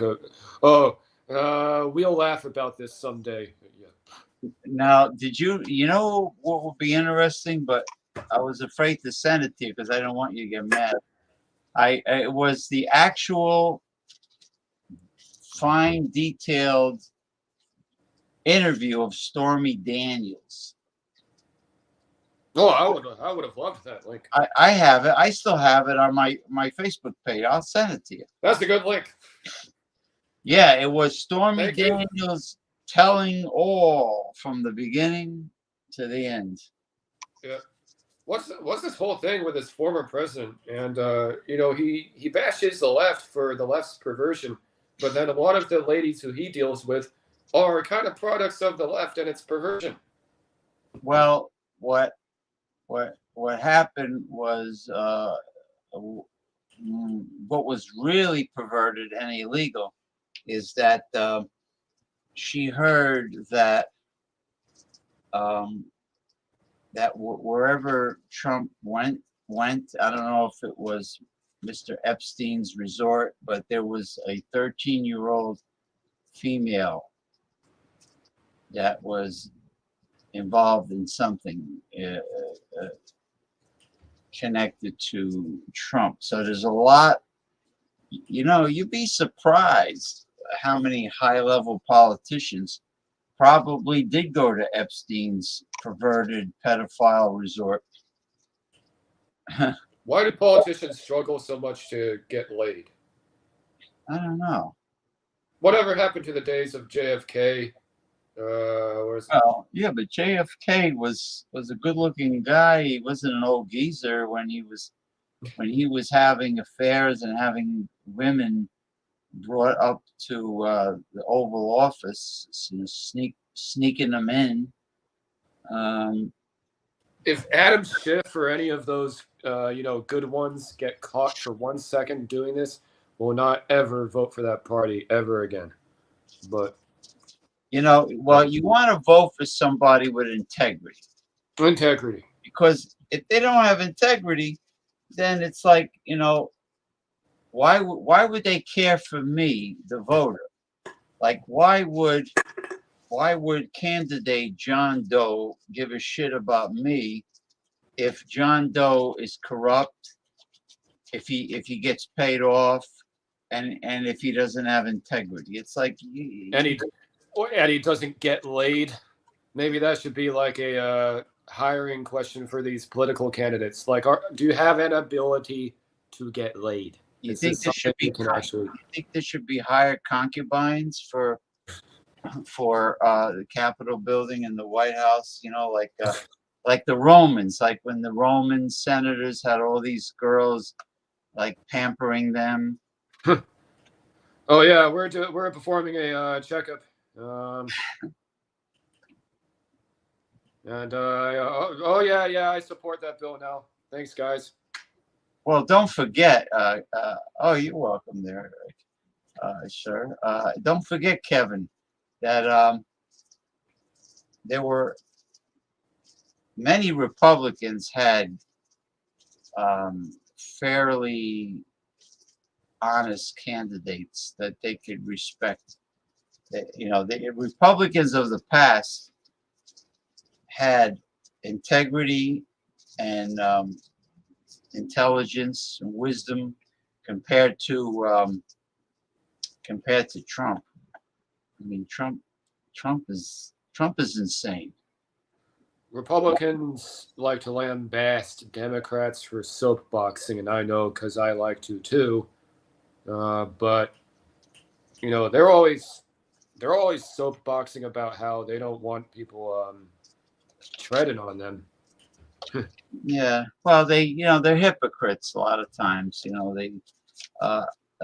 Elliot Spitzer was a Democrat governor of New York State, and I believe he was using taxpayers' money to pay for sexual services. I think it was definitely sex related, and kind of similar to Congressman Anthony Weiner, the one that looks like a dachshund. He was dropping his drawers and doing video chat with young girls naked, and Anthony Weiner was displaying his wiener. And wait, but hold on a second. Were these girls 18, at least 18 years of age? I don't know.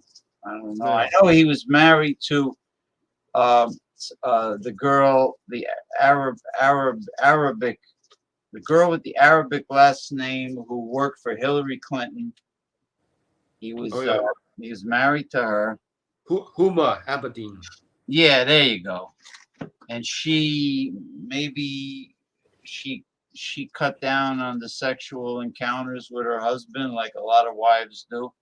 You know, you have to make an appointment in advance with them. If they have a kid, forget it. You might get laid once a year. Oh, man. Anthony Weiner. Yeah, I think Anthony Weiner should have been offered the job to drive the Oscar Mayer Wienermobile. That's what I think. I think so. Well, that's where it came from. Oscar Mayer. All right, I have something that's going to amuse everyone, including Mr. Western Mike. All right. It's going to be amusing. Time to have a little fun. Wait, if I may. Yeah. What do you think about this fucking background here? Cool. Hold on. Oh, I like it. Oh, nice, nice. I remember the big black statue of yours that you had. Remember that statue? Oh yeah, homie's still there. He's chilling. Homie? Homie says hi.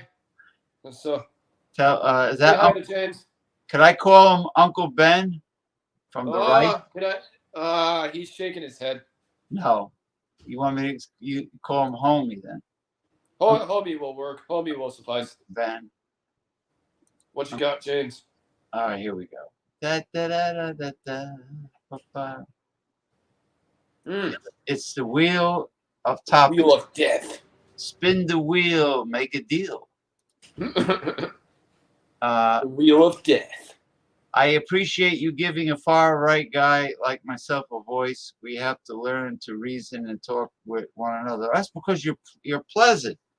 Yeah, I like some. Yeah, don't you like somebody who, even if they're far to the right, they're just a reasonable human being? Like, come Well, on. he's respectful. He doesn't try to like dominate and say, you know, it's my way or the highway. You know, he's respectful, and anybody who has a difference of opinion, who conducts himself, you know, with manners in a respectable way, I have no problem with that. Oh yeah. James, is there a difference between using electricity for air conditioning or charging an electric vehicle? These experts tell us to turn off the AC to save the grid, but nothing about vehicle charge. It's the same thing. I got news for you. I can't stand hot, humid weather, especially humid. That AC is going to stay on. Can't friggin' stand hot weather. Hot weather is a bane of weather. Now, I've been in the desert in outside of San Diego. I've been in the Sonora Desert, and it's very comfortable. I mean, it's a dry heat. In Arizona? Yeah, the Sonora Desert goes into Baja in California also. But there's no, you don't feel that stickiness from the humidity. It's not muggy, and you feel very comfortable. And there's no mosquitoes either. Oh, good, yeah. Yeah, it's really. Yeah, we got some mosquitoes. We got some skeeters out here in Marin County. Oh, you got California mosquitoes? I didn't know that. We got skeets. Oh yeah. Skeeter beater. You know, I was reading an article that the strongest insect repellent, and mosquitoes hate the smell of it, and so do other insects, is clove oil. Really?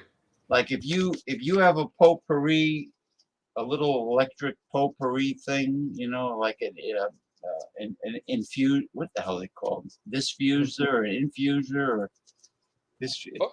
The oil, the thing that aromatherapy thing, that were it's like a little baby crock pot, to be honest with you. I guess we'll have to have that on the terrace.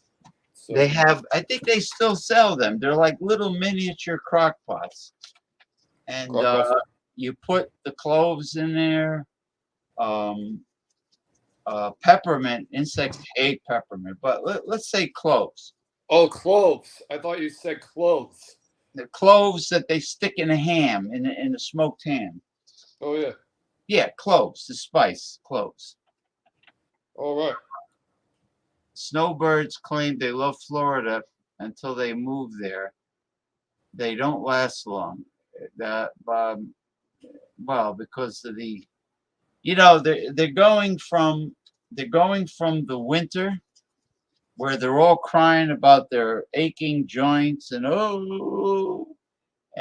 shoveling snow and chopping the ice, and then they go to South Florida and they have hazy, hot, and humid, and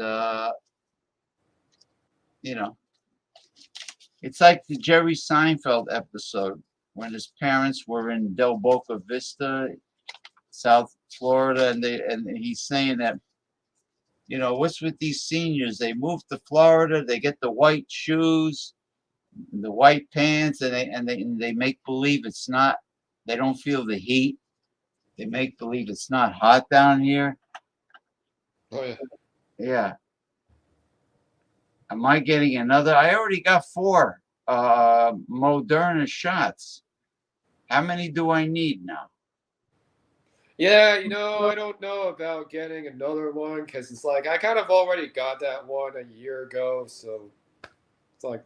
I got 4. If I have another one, I'm telling you right now, if I get another one, I'm not doing this every year. Like the flu shot. You just threw a monkey wrench at Big Pharma.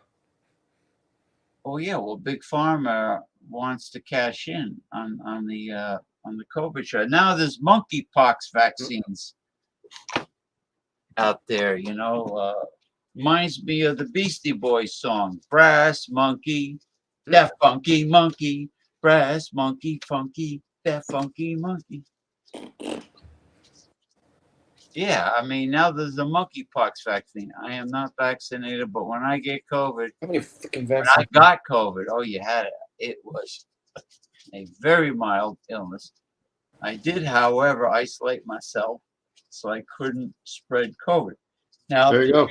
Did you get any what they call the long-term COVID symptoms, Kevin? Yeah. Are you still feeling it a little bit?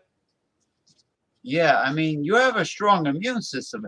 You must have been you must have received mother's milk when you were a baby, because that's how a human's immune system is developed. The colostrum in mother's milk, which only lasts for like several days or so. Oh yeah, I would agree with that. As soon as you're born, at least for the first week after you're born, you should get mother's milk. Yeah, that makes sense. That develops the immune system. No long-term symptoms, only a real bad fever for a couple of days. That's not bad at all, really. It's not bad. All right, it's spin the wheel, make a deal. Wheel of death. Death wheel. The wheel of misfortune.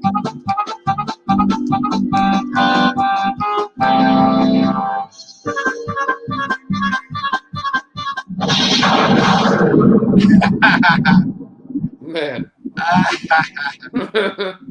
StreamYard sucks. Well, StreamYard, they have glitches just like Facebook does. I've encountered StreamYard glitches. I noticed that if I'm halfway through my free hours, my 20 free hours a month, if I'm just halfway through, I get an email from StreamYard saying I'm almost finished with my hours, which is a lie. They say, oh, you should get the professional version. You see how they lie just to increase their profits? Well, you see, and you see how these apps keep pushing stuff like they're doing. I think it may be inflation right now. It's just there are a lot of push notifications about promotions. It's just it's a huge hustle going on. Hassle, really. It's just hassling people. And yeah, you shouldn't, just because somebody is losing their hours doesn't mean they should see their performance suffer. during the show. I mean, that's your money. That's high pressure, man. That's high pressure sales. That's like Yeah. Yeah, but also, James, that's your money, man. Like, you should tell that to them. Like, hey, this is my money, guys. Like, I don't appreciate my money going towards something. And, because I'm on the tail end of my investment for a month, I'm not going to get as much out of it. You should tell that to them, man. You know, now it like with Coach Greg Adams, the red pill alpha male dating coach Greg Adams. He does his shows very often, like practically like 5 days a week. Kind of like Kevin Samuels. Yeah, he does it a lot, but he does it on StreamYard. So a guy like that would have to have the professional version at like $25 a month. I mean, he needs it. But somebody like me, who only goes live once a week, I don't need professional version. Yeah, why does somebody also need to go live that much? Don't they also have other things that they could be doing with their time? I mean, right. Right. Now in your situation, I mean, even though Instagram is owned by the infamous Zuckerberg, you can go live. Benedict.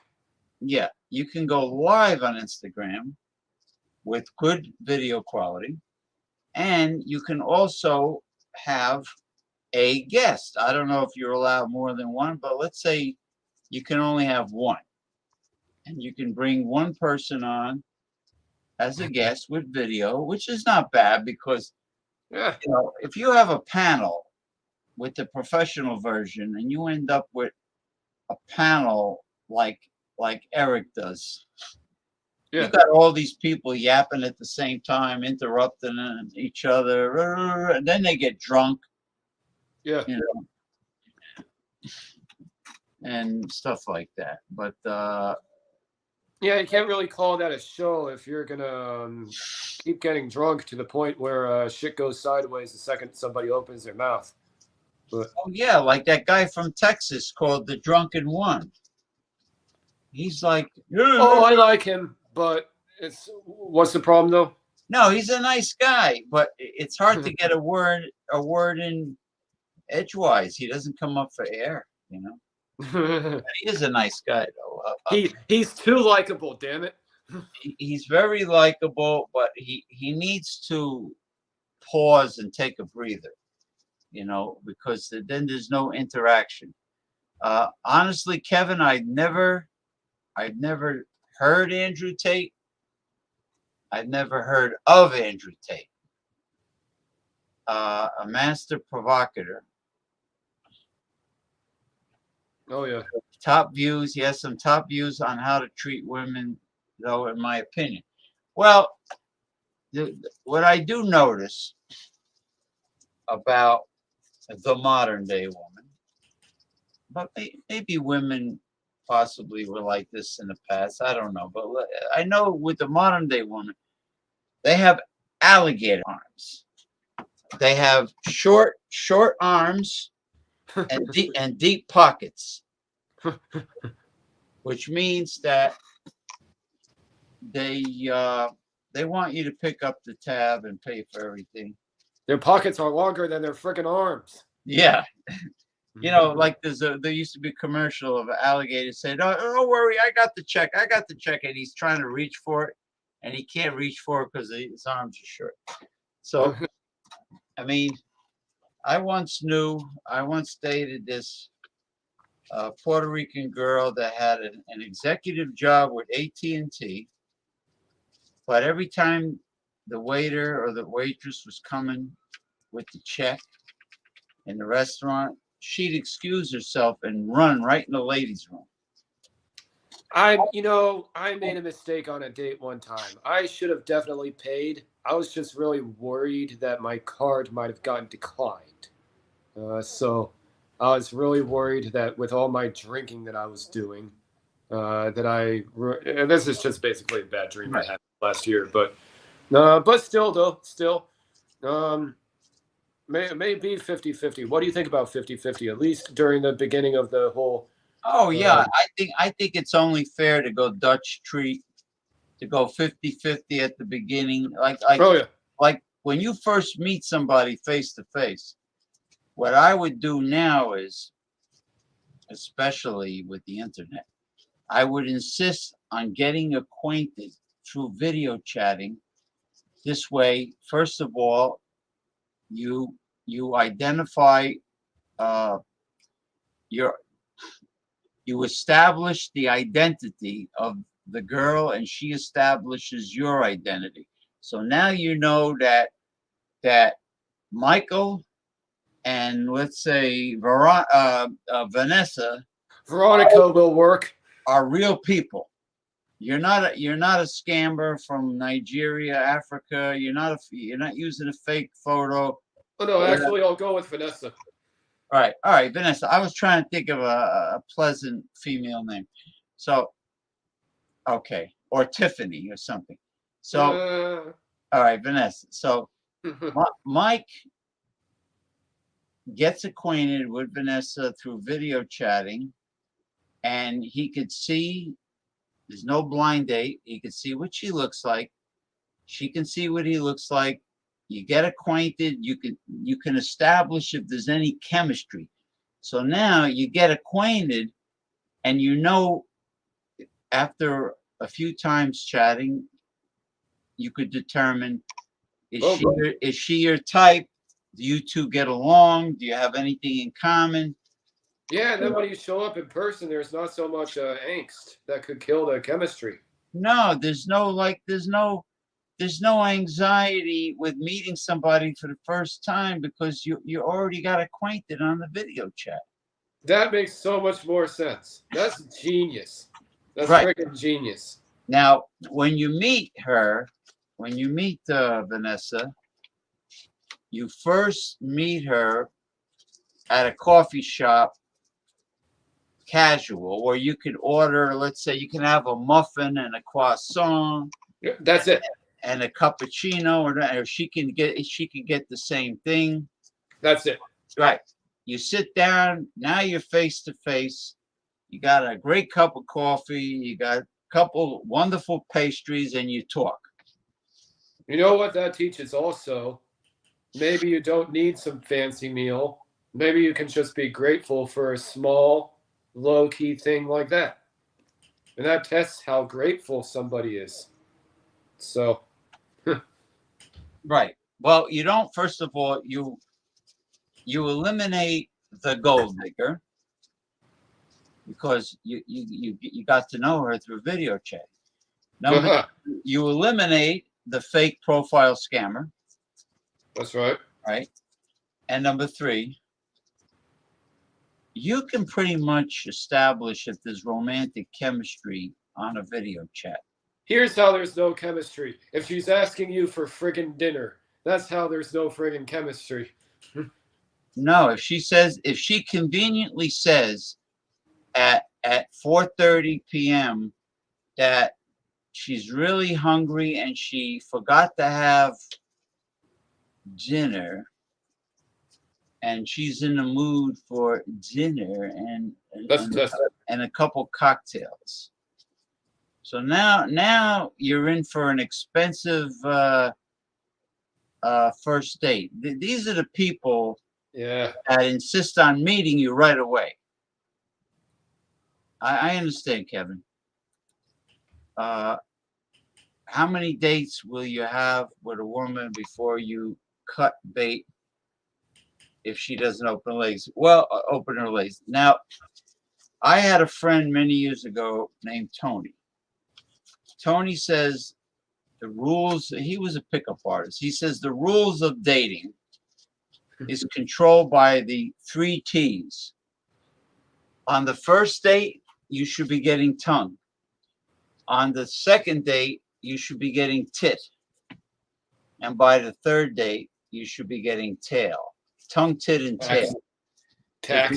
If you don't get tail by the third date, you're only going to be friend zoned. Well, usually it's taxed for me. But that's my third T. But yeah. Like, in other words, you got to have progression. Yeah. Breakfast? Never meet a woman for breakfast? No breakfast, huh? Nah, I'm too groggy. I'm too groggy to get acquainted with anybody.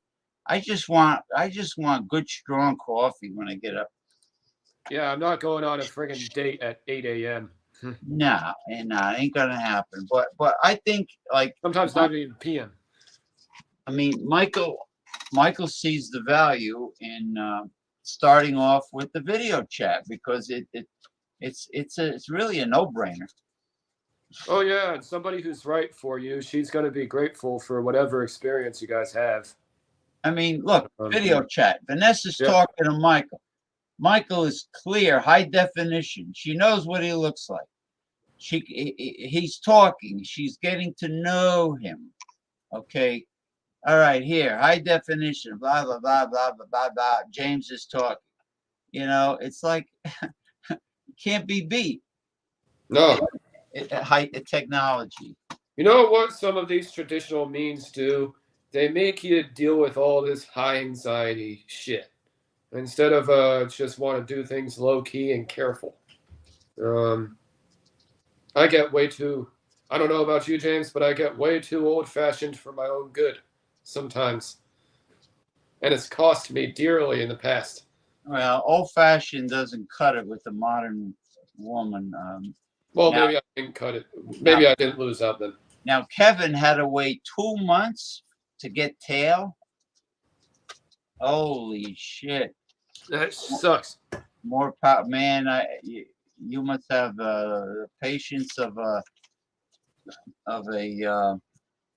patience of a prophet or a monk. I mean, that's a long time. 2 months. It's hard to see the value in getting laid these days, man. I mean, if everything is so entrenched, what's the point? Now, how often did you date her during these 2 months? Did you and if so, did you have to pay for the date every time you met? Oh man. For 2 months? I mean, I would like saying, hey, what the fuck, man? 1 month has gone by and I'm paying for these dates. And she won't come over my place and spend the night, or she won't invite me to her place to spend the night. And I'm spending money, hey, you know, the red flags will go up with me. Sure. You know, but you know, chemistry doesn't take long to be established. I think a woman knows right from day one if the man is her type. Hooking up is not chemistry, bro. What's not chemistry? Hooking up. No, hooking up is like it's like two swingers hooking up to to screw each other. Enough of this swingers crap. We split the bill 50-50. Yeah, you don't want to catch a disease. She wasn't ready for a commitment, and then it just happened. Well, at least she split the check. We are married now and have been together for 6 years. All right. Woo-hoo. My blessings. You have my blessings. Mike gives you his Good blessings. sir. You do. Are you in Broward County or Dade County or what Oh, part? there's somebody from Florida? He's from Florida, Kevin. What part of Florida? Yeah. I know Florida. I had my aunt and uncle lived on Marathon Key. I love people from Florida. People from Florida are always so easygoing and hands off when it comes to other people. It's fantastic. Yeah, well, they have that Jimmy Buffett Margaritaville kind of attitude, you know. Oh yeah. You know, because it's the atmosphere. You know, you got palm trees and you have great beaches, white sand. I got a lagoon over here, but I have a lot of matrons where I live. So, what's everybody up there asks about where I live all the time? It's just the only boxing they ever did was soap boxing. It's just freaking nuts. What is a Patron? Is that the tequila, right? A Matron is typically a middle-aged woman who likes to instill a false sense of authority over others, particularly because she failed basic responsibilities earlier in her life, such as getting married. You mean a bossy bitch? That's right, a bossy bitch. Yes, that's right. Now, he got the hell out of Palm Beach County. Was it because of money? That the average salaries are so damn low down here that you went. What do you mean, snowbird? Like transplant? A snowbird is somebody that goes to Florida for the winter to get away from the winter. Oh, okay. Yeah. Yeah, not that song sung by the lesbian from Canada, Helen Reddy. I know she's not around anymore. Yeah. The economy was horrible in Florida. I had to come back up north. Yeah, because the only thing in Florida is retail. That you get paid less, by the way. Fast food, you get paid less, by the way. And medical. And I imagine you get paid less there also. Yeah, but the way a lot of these offices are going, just cancel culture is really attacking these poor offices that are just trying to function and just trying to deliver stellar product, but cancel culture keeps getting in the way. So how insane is it that it's insane? That back in the I live in San Francisco, James. It's insane. That back in the 1960s, 70s, and 80s, okay, you had an office job, and it wasn't frowned upon for a person to give another person a compliment or ask them out to lunch, or perhaps even more than once. You know, now that it gets to human resources, and the poor guy gets fired just by trying to be nice. Unless he's good looking. Well, if he's good looking and the female is interested. Yeah. If she's interested, then he'll be okay. My mother told me there's no. When my mother was alive, she says there's no complaints of sexual harassment if the man is her type. Yeah, everybody's a Me Tooist until they need something. You know, I actually partook in that 2 times in my life, and it's very refreshing to be laying on a warm, powdery sand at night with the ocean breezes blowing you in every which way. Have not done that yet. And it is quite lovely, but not. You got to be somewhere where there's not people taking a stroll back and forth. When I was dating this, her name was Captain Laura Atkinson. She was in the Air Force, and she was a lawyer. She was a JAG, and she paid for this 1 week's vacation in Palm Beach, Florida, and she said, "Here, take the flight. I paid for everything." So I go down there. I meet her at the airport, and she's like, she's the type that would tell me. Well, first she came to New Jersey to meet me from the Air Force base, and she kept telling me how devout she was of a Catholic. I'm a very strict Catholic. I'm very religiously devout. Okay, all right. She's very attractive, so that didn't bother me. Then all of a sudden she starts jumping my bones. She has, especially if she has like 1 or 2 drinks. She's like, I'm thinking to myself, what happened to the devout religious person? So we're down in West Palm.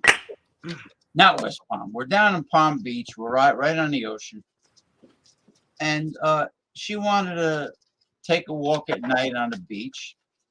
And she wanted to have sex on the beach. I says, are you kidding me? Look at all these couples and families walking back and forth. I'm not going to do that with all these families with kids and these couples walking back and forth at night. There's no privacy. What am I, an exhibitionist?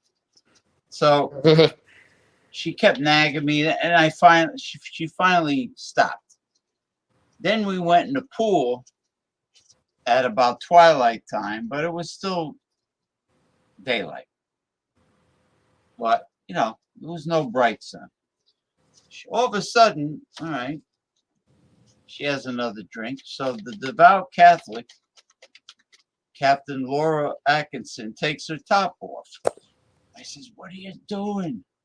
What are you doing? There's families staying at this hotel. Look, they're looking off the balcony. There's families, there's parents and children, and they're all looking down. I says, what are you doing? You want to get thrown out of the hotel? I says, we'll have to sleep in the rent-a-car. So this was the devout Catholic Chickie Poo.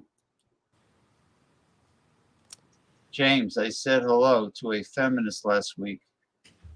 My trial is this Thursday. Really? Jason, your trial? You really have to go to court because you said hello to a woman? Nah, you're teasing me. Oh, yeah, he is teasing me because he's laughing at the end. Okay. Yeah, you know, Jason has access to a lot of great, like, hard apple ciders and breweries, especially Oregon, the next state over from him, because he's in Seattle. Seattle? So, yeah, and he said Oregon has a lot of breweries, but Washington has a lot of great hard ciders. I've had some because he sent them to me. Yeah, I kind of figured that. He sent them to me. Great. Who knows? Maybe she'll pay for his court fees. I don't know. Yes. By the way, do they still have drive-through chapels in Las Vegas where you get married by an Elvis impersonator who's a minister? They used to have stuff like that. Oh, Bend, Oregon. He was at a brewery. Yeah, he showed me the photo. Oh yeah, I've been there. It's nice. Bend. I gotta go. See y'all. Have a good one. Thank you. Thank you for coming aboard. I'm gonna go too because I gotta order some Chinese food to get delivered. All right. I'm getting hungry. Peace out. Peace Enjoy. out. Thank you. Bye-bye. Bye-bye. All right. Maybe I'll spin this one more time because it's getting late. It's almost 7 o'clock. Holy mackerel.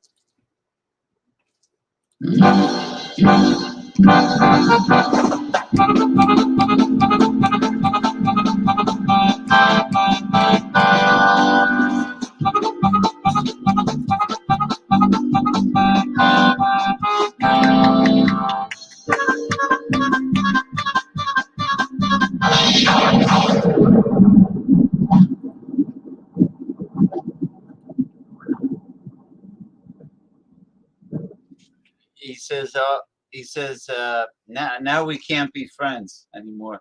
He was only kidding. I says, don't worry, just for today. He was all right. Can't see the wheel. Well, it was.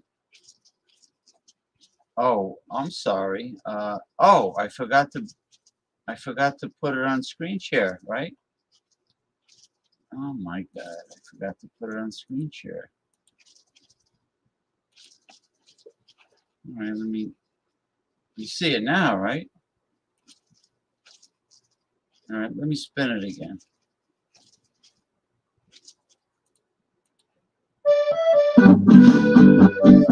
Okay,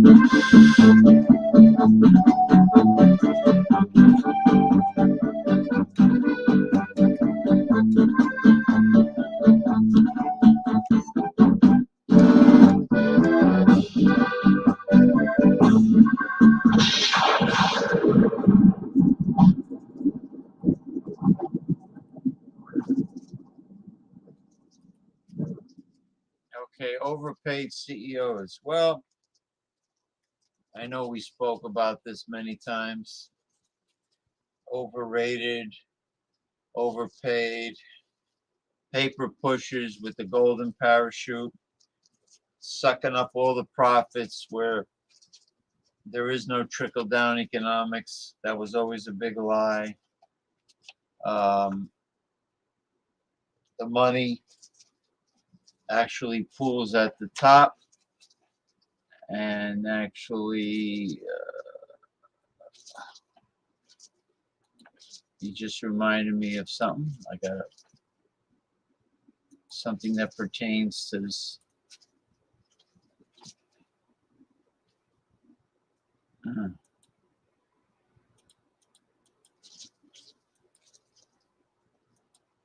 we go.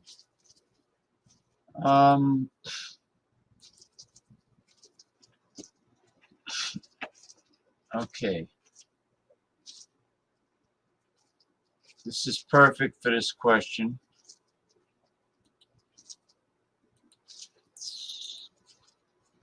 I'll get on it. Get down on it. If you really want it, get down on it. Get down on it. Okay. This is a gem that I say. Has to do with corporate American CEOs. If our business is successful and achieves excessive profits, we're under no obligation to share that with our workers.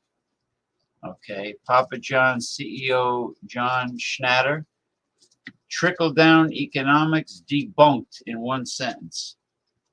Well, it sure is. It's debunked in one sentence. So much for the pride and joy of the Republican Party, trickle-down economics, corporate America, providing jobs, which incidentally don't pay a living wage or provide adequate benefits. You know, that's it. It's debunked. It is debunked. So, on that note, I'm going to depart. I'm getting hungry. I want to order some delectable Chinese food for dinner. Jumbo shrimp. Maybe jumbo shrimp in black bean sauce, or maybe jumbo shrimp in oyster sauce with brown rice on the side. And maybe I'll get some fish fillet, some fried fish fillet, so I can, because I have plenty of tartar sauce. You know, it's funny how tartar sauce became the go-to sauce for fish. All it is mayonnaise, pickle relish, and lemon juice. That's all it is. And cocktail sauce is ketchup and horseradish ground. Ground of horseradish. Yeah, what a scumbag he is. Huh?